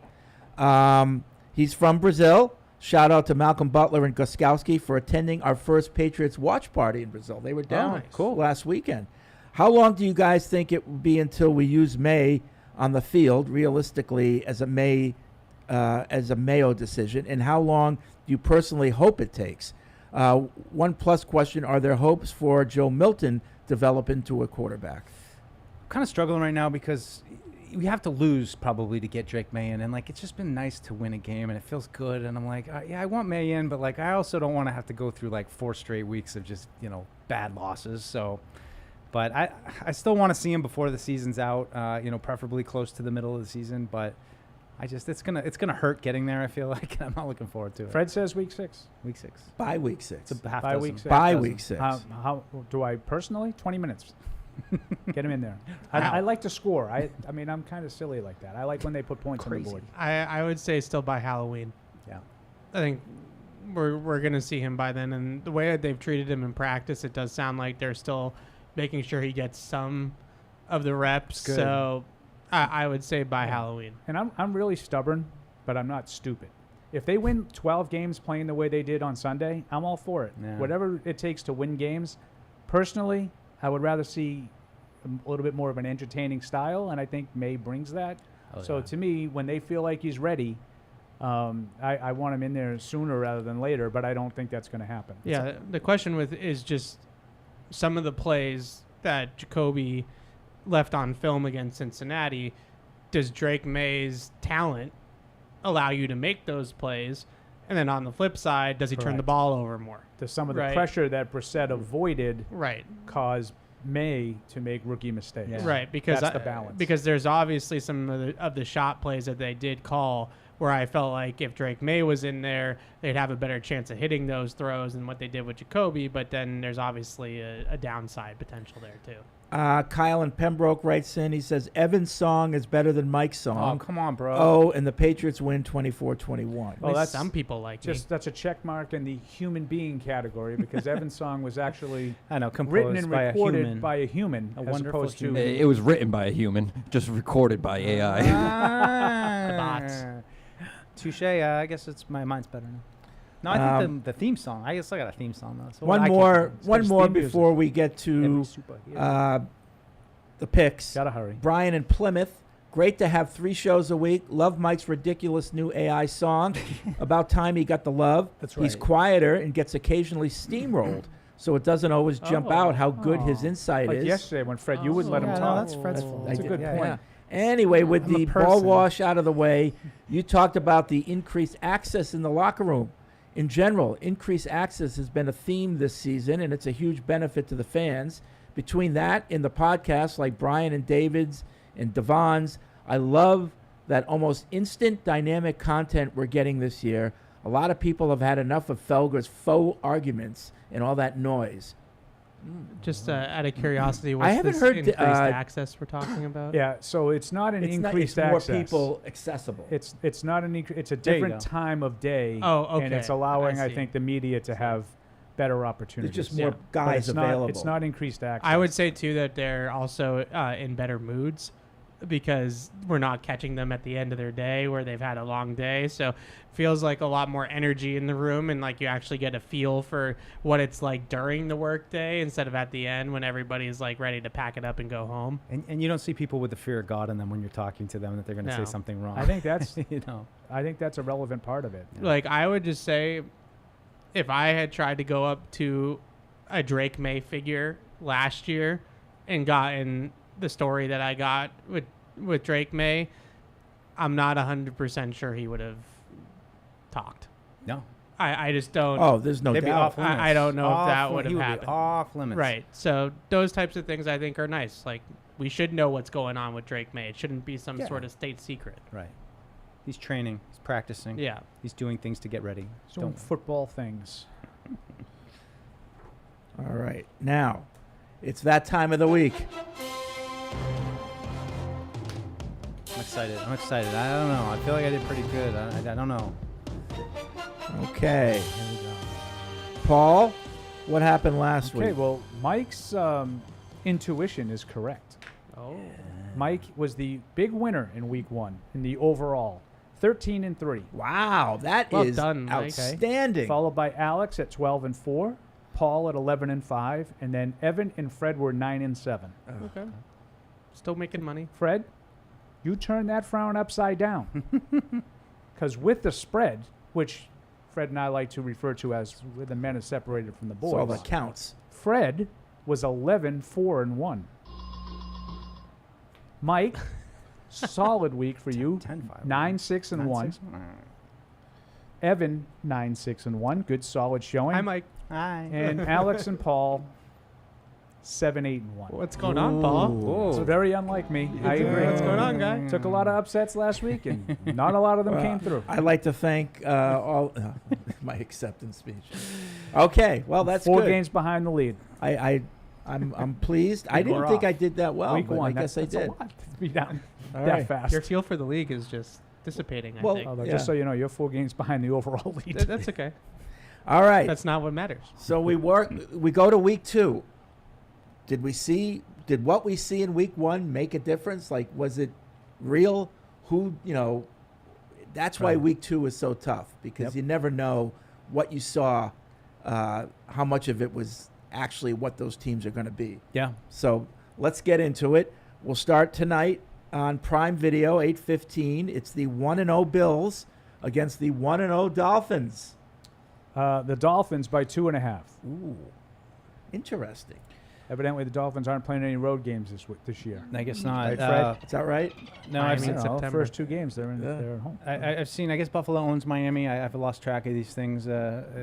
Seems like Miami is fired up to get over this hump against Buffalo from what I've seen. So I'm gonna go with Miami at home. I didn't like what I saw out of Buffalo last week. I want to see, and I'm saying this as like a neutral fan. Like I want to see Josh Allen sit back and throw the ball and pick his spots with run, but it just felt like he got desperate. He started running, and it worked. But like I don't know if it's sustainable. I like Miami in this one. I will lay the points. So Alex also likes Miami both ways. I'm going to take Buffalo in this game. Miami has yet to prove that they can actually beat another good team in this Mike McDaniel era. They never beat teams above 500. They never beat other playoff teams. I know it's early, but I like the Bills in this game, and I like MVP Josh Allen. Let him run around and make plays. Yeah. In terms of it being sustainable, it's worked for about 7 years. Miami, I'm going to That's take here because it's a Thursday night game. I think that a lot of stuff that Evan said I agree with, but short week. I know it's still early in the season, but I'm going to give the home team. I think both of these teams had really bad starts and really good second halves. Buffalo dominated the second half of their game, but they also played the Cardinals, who aren't as good as Jacksonville. I'm going to take Miami at home. Yeah, I mean, spot-wise, it's a good one for the Dolphins, and even though I say the window's closing for the Bills, I think you said it's shut. Yeah, I'm picking the Bills to win this game. Bills to win. Yeah, Go 2-0. outright, Paul. Outright. Bills to All win. right, all right, all 'Cause- right. I wrote it down, Fred. Yeah. Okay. And we got Alex's pick, right? We did. Yes. Okay. Sunday at 1, the 0-1 Raiders go across country to play the 0-1 Ravens. The Ravens by 8.5. Ooh. Big spread. Big spread. That's a big spread, but I'm gonna lay those points because I get a bad feeling about the Raiders this year. Saw a little implosion last week. Gardner Minshew. I don't know what's going on. Baltimore maybe a little angry. They get back home. I like them big. Alex also likes Baltimore both ways. Yeah, I'm doing the same thing. I think Baltimore bounces back this week. So I'm going to take Baltimore. I'll You're overthinking it, I'll Paul. chicken out. I'll take that. I don't like giving more than a touchdown to the Ravens because they run the ball too much. But I will take the Ravens both ways. Oh, that's a good choice. Ravens both ways. Well, we're all going to be wrong together then. Yeah, I can't make up any ground though if that happens. 1 o'clock on CBS. It's the 1-0 Chargers going across country to the 0-1 Panthers. The Lack by 6. 6. Yeah, that's not enough. That's not enough. Did somebody hurt on the Lack or something? That doesn't seem like. Well, the Lack wasn't all that impressive. The Panthers get 3 for being at home, so it's really the Lack by 9. And there it is. I will take the Lack. First of the year.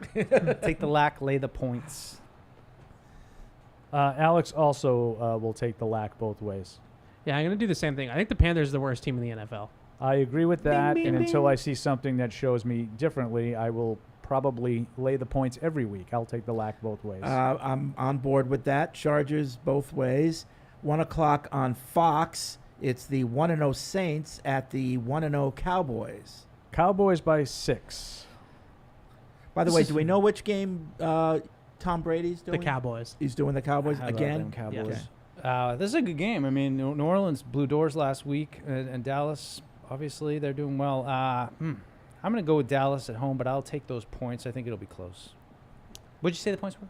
6. 6, okay. So Alex is doing the same. She takes Dallas, but she's going to take those 6 points. Yeah, I'm going to do the same thing. I liked how the New Orleans Saints played last week. They were a little scrappy. Derek Carr, breakout Yep. year.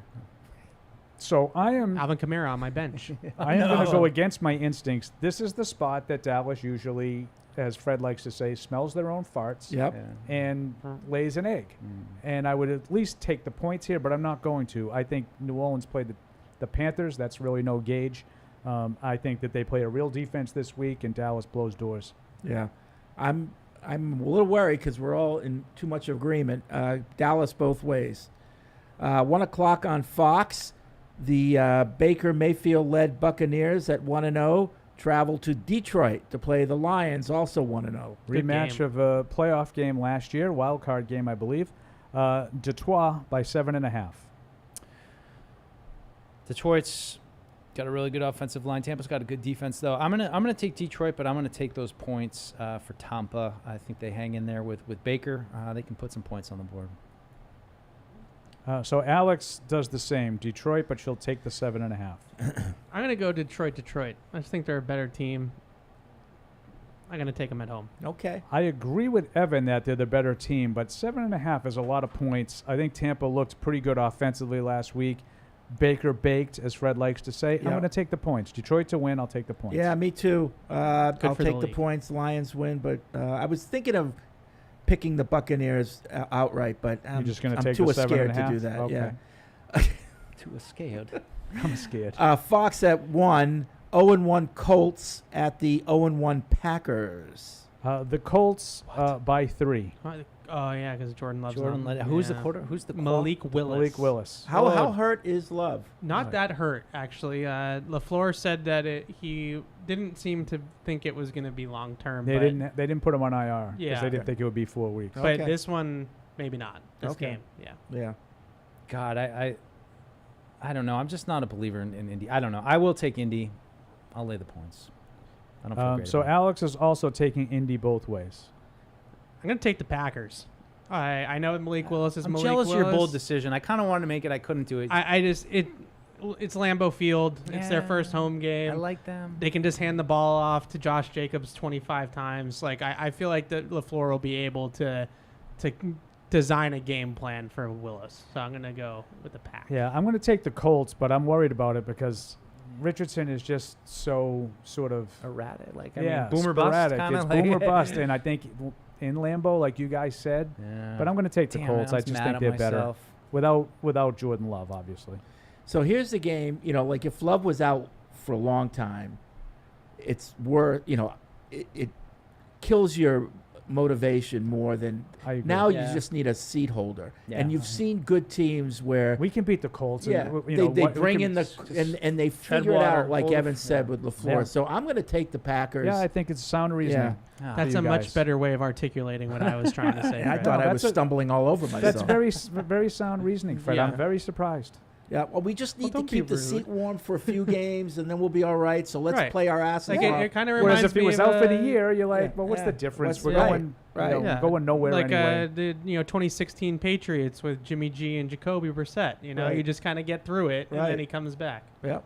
1 o'clock on CBS. The 0-1 Browns are at the 0-1 Jaguars. Jaguars by 3.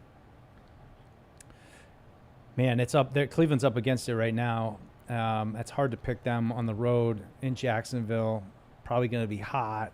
I mean, I don't know how you roll with Deshaun Watson here. 3, not a lot of points. I'm going to pretty confidently take the Jags and lay the points.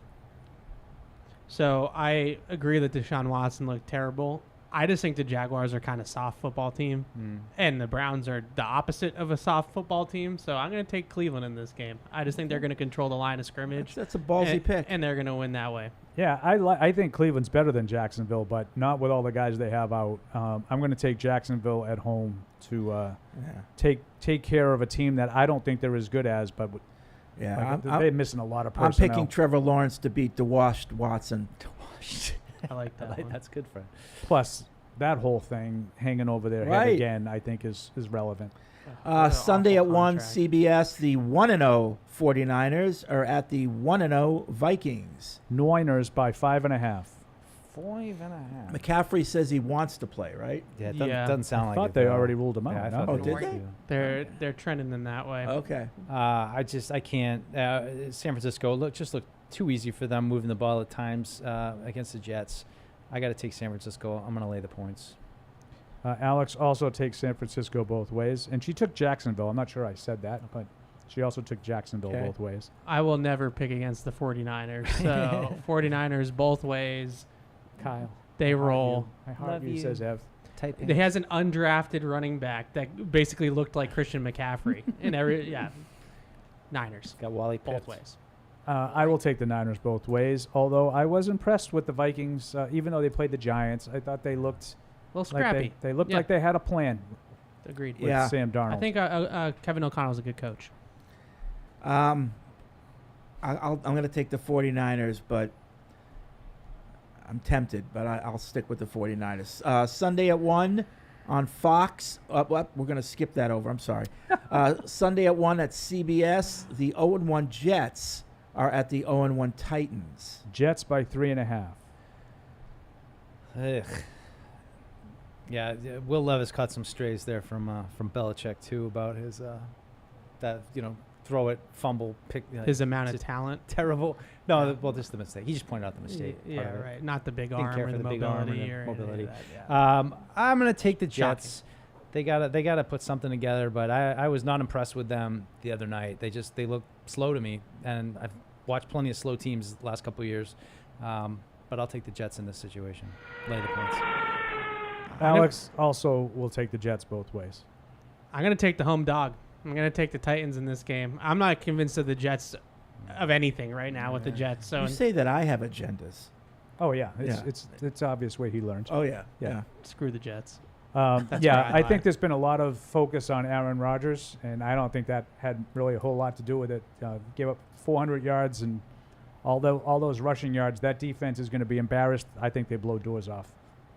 I'll take the Jets both ways. Yeah, I'm gonna take the Jets as well.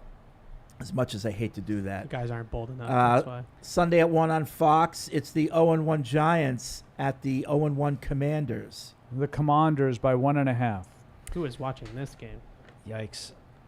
Well, it's funny what they're both 0-1, right? Like they're both Correct. 0-1, but yet Washington still feels okay because they got they just drafted their quarterback and things are just completely falling apart for the Giants right now. Daniel Jones is just is like a laughing stock at the moment. It can change, but I don't think it does this weekend. I'm going to take the Commanders and I'll lay the 1.5.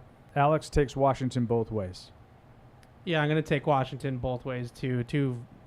If the Panthers are the worst team in the league, this might be 2-3 right now, but I think the Commanders are a little bit better than the Giants.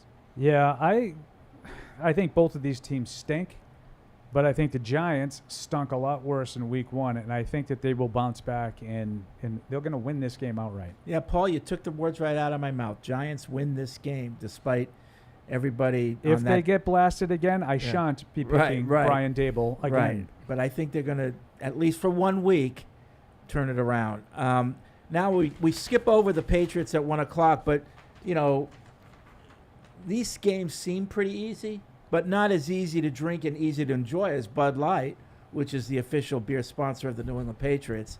And if you're looking to kick off your season with some epic game day watch parties, become a championship host with Bob's Discount Furniture Fall Dining Lookbook. Have we just figured out what a lookbook is? It is a collection of furniture. A lookbook. Okay. It's like a book. Shop party-ready styles, perfect for any home, whether you're looking for small space-friendly sets, seating options that will keep you comfy during overtime, or extendable sets ideal for hosting a full lineup of friends. You can even choose from multiple heights, shapes, colors to match your game day vibe. So stop in and see how much you can save when you dare to compare with Bob's Discount Furniture, the official furniture store of the New England Patriots. See what I did there? I took the natural break between the 1 o'clock games and the 4, and I did some reads. Seamless. Did you like that? I did like it. Yeah. Okay. All right. Now we move to the late slate, 4:05. The 0-1 Rams on Fox are at the 0-1 Cardinals. The Rams by 1. Oof. Really? That's I interesting. thought this was a little bit of a That's interesting spread myself. I'm going to take the Rams then. Does anybody own anybody in this one, Paul? Rams his way into the end zone. I believe the Rams own the Cardinals. I believe that is correct. You know the NFC West. Correct. Yeah, I know a lot of I'll stuff. take the Rams. You guys just don't Lay the believe point. anything that I say. Los Angeles Rams. Alex? Alex takes the Cardinals. That's I think the first different one we've had. I'm going to take the Rams. I think Kyler Murray's attitude stinks. They interviewed him the other day, and he's asked about getting Marvin Harrison Jr. the ball, and he's like, it's not my job. You're literally the quarterback, dude. What do you mean it's not your job to get Marvin Harrison the ball? I think he's in his own head. Yeah, I'm going Rams. So I like the Rams a lot, obviously, but they are really banged up for a week 2 game. I'm going to take the Rams both ways, but I think that has something to do with the spread. Yeah. All the guys they lost in that game the other night. The line was in shambles. Puka Yes, Nakua's I out. don't know about Puka. Although Cooper Kupp looked like vintage in that game. But now I think you go into the game knowing that that's all you have to worry about, as Fair enough. opposed to Cooper. Sure. Yeah. Puka As you getting can tell, hurt I in like the game. watching the Rams a little bit. They were good the other night. Yeah. I'm not saying that the Cardinals are going to win the Super Bowl, but they're going to be in the top 5 in the NFL in scoring this year. I'll take that bet. Okay. Cardinals win this game. You ain't going to return kicks for touchdowns every week. The Cardinals are going to win this game. So, there you go. So there you go. So let it be written. Boom. And thus it was Mic drop. Shoot. I just lost my... Hold on. Hold, Hold, please. Hold, please. Cincinnati is at Kansas No, City. no, you can't do that. That's pretty That's not your job, We have to Paul. do it in Stay order. your lane. Bro. Stay in your lane, bro. 425 CBS. The 1-0 Steelers are at the 0-1 Broncos. Pittsburgh by 2.5. Ugh. This game. This I don't know. game. Bo Nix throwing picks. Oh, that's good. I like that. Bo Nix throwing picks. Sorry, I spit there. I don't know, man. This one's tough. I'm gonna take Pittsburgh. Watch out, Eminem. I'll lay the points. Pittsburgh lay the points. Alex also takes Pittsburgh. I am going to take Pittsburgh as well. That defense against Bo Nix is terrifying. for Yeah, both. I think nothing of Pittsburgh overall, but for that reason, I think they'll torture Bo Nix. Pittsburgh both ways. What was this number? 2.5. Broncos favored? No. Oh, Steelers favored? Yes. I'll take the Broncos. Home, by the way, Paul. Correct. Yep. Unlike week 1 when they were at Seattle. No. Yes. 425 CBS, the 0-1 Bengals, because of the Patriots, are at the 1-0 Chiefs. Because of the Ravens. Chiefs by 5. Chiefs by 5. Good game. But Will it be? I just don't know if Cincinnati can get back up to speed. I mean, I just got concerns about Burrow, his wrist. They're asking about the water bottle thing. He's like, what are you guys talking about? It's just some nonsense going on there. Any idea on T. Higgins? Is that Uncertain. I don't believe he practiced. It doesn't matter because I already said last week. What's this with the water bottle? I don't know. He picked up a water bottle, kind of funny. Oh, because of and his then they were wrist. like, oh, Yeah. this is, it's maybe too dainty. He's talking about a lot of stuff I have no idea. I'm sticking to my rule though. I'm picking Kansas City, and every game this year probably I'm going to take Kansas City. I'll lay the points. Alex also takes the Chiefs. I'm going to take the Chiefs too. I'm worried about the vibes with Cincinnati. Yeah. I just think I'm not worried about it. I'm happy about it. Yes, that's true. I'm worried about those vibes. I'm worried about Joe Burrow. Something seems off about that whole operation right now. So I'm taking the Chiefs both ways. Yeah, I'm going to do the same thing for the same reason. I just didn't like anything that I saw from Cincinnati, and this is less about the Chiefs as it is about the Bengals. I'll take the Chiefs both ways. Yeah, 0-2 Bengals. I can't wait. Oh, they're like my new Jets. I'm more excited about them losing than the Jets. I really am. I can't. Oh, it's great. All right, so I'm taking the Chiefs both ways. Need a minute, Fred. So I need everyone to take out their notepads for this next game, 8:20 on. Oh no, not this game. The next game. Oh, sorry. So 8:20 on NBC and Universo. And Peacock. It's the 1-0 Bears at the 1-0 Texans. Oh, we have to watch this game? Jeez. Houston by 6. You know what? But they got to play both these teams, so I'll watch this game. But I'm gonna say, I thought Houston looked good, man. Tank Dell's back. He's nifty. My stupid idiot guy, Stephon Diggs, he's a good player. Unfortunately, I'm gonna take Houston. I'll lay the points. I was talking to my dad yesterday. He's in a survivor pool this year, Mhm. and I told him to take Houston over Chicago. So you got into it. I almost told him to take. I told him to take Baltimore over the Raiders at first, but he said he didn't want to use Baltimore this early in the season, so we settled on Houston over the Bears. So I'll stick with it. Houston both ways. Alex takes Houston, but she took the points. Oh, she likes Caleb Williams. Oh, sorry, Alex. I skipped over you. I'm going to lay the points. I think Caleb Williams will be fine, but he was not fine in the first game. And against Houston, you're going to need to keep up. Tennessee allowed them to sort of hang around despite the fact that they couldn't move the ball. They won't have that luxury. The Texans, I think, will pull away. Yeah, I think C.J. Stroud says to Caleb, "This is what a young quarterback looks like." Boom. Yeah. Texans win that outright. Now I need you to take your notepads out. 8:15. This game is on ESPN. It's on ESPN2. It's on ESPN Deportes. And if you're in the Atlanta or Philadelphia area, it's probably on some other channels too. Sure. So a lot of places covering this game. The 0-1 Falcons are at the 1-0 Eagles. Eagles by 6.5. Jeez, my lines are way off this week.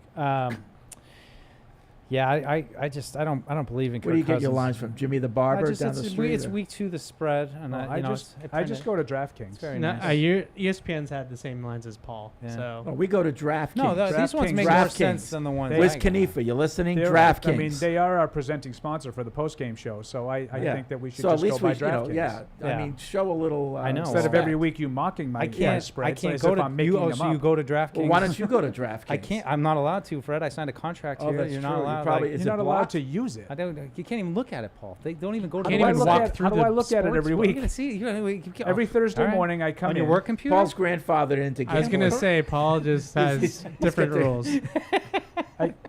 This is not serious, right? No, you're not. Because every You download Thursday, the app, do Because you? if I You am, download I the got app? I got a little no, money every to spend. Thursday morning I go on my laptop and Ah. I literally Google Did week, you actually whatever try? it is, NFL No. latest lines, DraftKings. I think And they come DraftKings we up. should be able to go Yeah. to, right? Yes. Yeah, Well, no, you can go to all you of can the go to sites. You just DraftKings. can't. We just can't put We any just money can't down. Yeah. use the site. It's your funeral, You man. can take the reservation. Take the reservation. You just can't.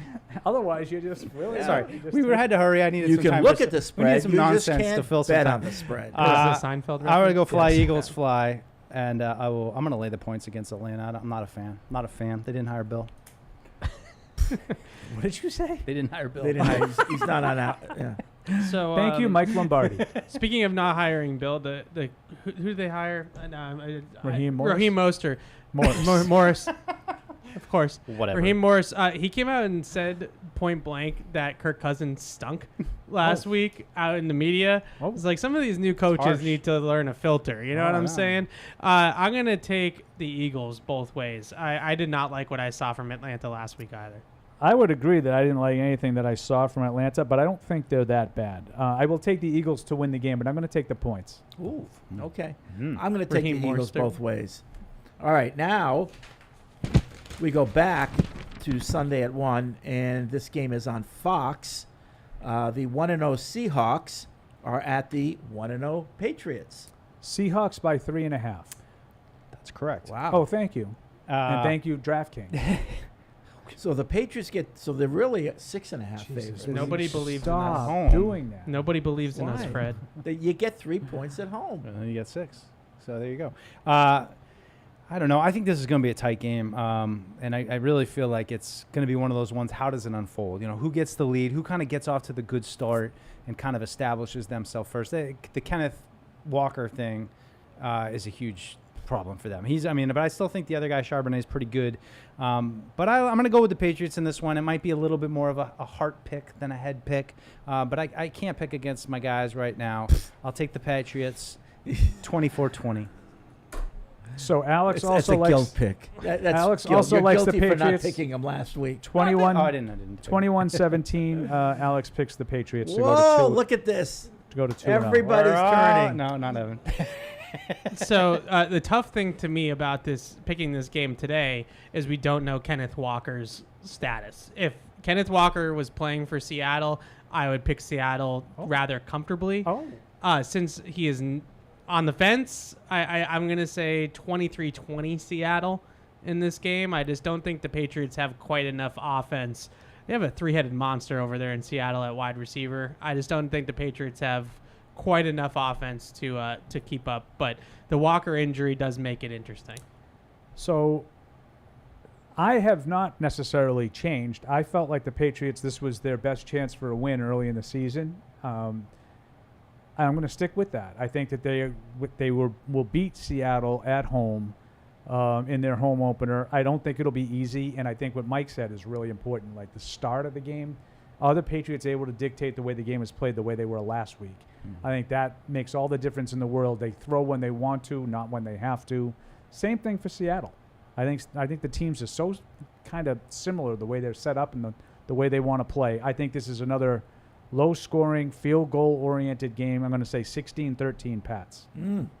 Paul, you and I are very close there. I say 17-16 Pats. Oh. So a 1 point winner I don't for the think Patriots. I don't think Mike will be able to handle that. I won't. Mike will be. I won't. I had heart palpitations last week, and I don't think I'm going to drink coffee this week. Sleeping on Seattle. I will have. I will Nice. of course Good- have my good Dunkin'. use of that. Good. Good use of that. Thank you. Yeah. I am not sleeping on Seattle. I just think it's a good spot for the Patriots. But that is something. Unless they're Everybody smelling their except own for farts, Evan then- picking then the I'll be wrong. Patriots. Yeah. How 1 week No, changes. just I know, just Paul. so you know, not everybody picked. I the said Patriots. everyone except But- Evan. Oh, I'm You're sorry. gonna have to My see them bad. throw When for hosts- more than 120 When yards hosts aren't before I listening- start picking Yeah. the games. on All Access, how did that go? What did Mike pick? Mike and I both picked the Patriots to win. Wow. Shocker. Close games, low scoring Does Steve games. Burton pick on that show? Steve Burton has never picked against them, so that doesn't count. Never, not once. He chastised us last week for not being on board. Oh, afterwards? or Well, no, before? well, when it happened. Yeah, yeah, and of then course. and Well, then that's he easy. took a bow this week. Yeah. Okay. All right. Sounds familiar. Yeah. Well, Yeah, I think Seattle's pretty good, but I don't think they're as good as. if this was Tuesday, I would have picked Seattle. I swear to God. But the more I learn how close they are in how they're made up, and then the injuries to their defense. It's only 4 starters that didn't practice yesterday. Right. Yep, that's true. That swayed me. That's But like, I don't understand how they're similar. Like that's the part that I'm not I getting. think they want to run. Well, Seattle definitely has better receivers, but do. they both want to run the ball. They want to lean on defense. They want to be physical, and they want to throw in spots. First I don't year think head coach. I don't they necessarily both have think first they year wanna run the ball. defensive-minded coaches. Well, that's the way they've played for a while now. That's the way they played in the first game. Yeah. So I'm just going to assume. Well, when you're they're gonna Denver keep and you doing put that. 6 guys in the box defensively, then you're probably going to run the ball. I just look at Seattle and I look at those 3 receivers. Like I would take any one of those receivers as the Patriots' number 1 guy tomorrow. Like if you had I would agree with that. And so I just don't think that's all. I don't think Geno Smith is any good. I think if it's a That's problem, it's going to be the pass rush too. It's going to, like those guys can cover a little bit, but it's going to be Geno Smith. You're not able, and a couple of times he'll take opportunities to squirt out and get some first downs. I just that if it goes bad, that I think you're right, and it's going to be we couldn't get to him. Yeah, We I'm couldn't not bring him telling you down. this is a lock or anything like that. I mean, No, Evan I- might be right. I yeah. think you could come out and they could just say, you know what, we're going to spread them out with 3. We're going to go 3 wides. We're going to throw the ball all over the place, and before you know it, it's 14-3 in the middle of the second You're not quarter. going to get and- to Geno. Yeah. Yeah, I mean, I could see that kind of a thing happening. Me too. I think it's probably going to be another tight, low-scoring, defensive-minded game, and I like the Patriots' chances at home in that kind of a game. I hope you guys are right. Yeah. I mean, assuming they don't make the mistakes of last year and they keep it relatively clean, I like their chances. What if Seattle doesn't make any mistakes? It's going to be a close game. Yeah. I think if Seattle doesn't make any mistakes, Evan's going to be right. I just worry about the fact that, to me, Zach Taylor refused to run the ball in that game last week when the Patriots were begging them to run the football. And I don't think Seattle is going to have that kind of issue. Like, if the Patriots are going to play a bunch of 2 deep zone, Yeah. Seattle's going to turn the ball. Well, certainly both run the teams are ball. going to look at the other team from the week before, and Yeah. but just like us, how much does that tell you about the team just 1 week? So I think there could be Yeah. surprises in store for both teams. To Evan's point, the Bengals averaged 4.4 yards a carry last week, same as the Patriots. They just didn't run the ball. Right. All right. That's going to be it for this edition of Patriots Unfiltered. Stay tuned for Catch 22 in, I don't know how many minutes, like 15, or is it going to go right away? Yeah, because we got About the 5 test minutes. You're going to go right away. Okay. Alex so is here. He's from my show. Alex is here. So you're going to go right into Catch 22. So stay tuned for that. And Pre-game we will see you next 10:45. Tuesday. Thank you for downloading this podcast. Subscribe on Apple, Google Play, and everywhere else you listen.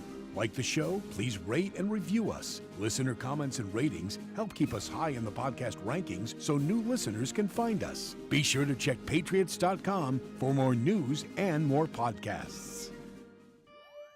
The world's original podcast.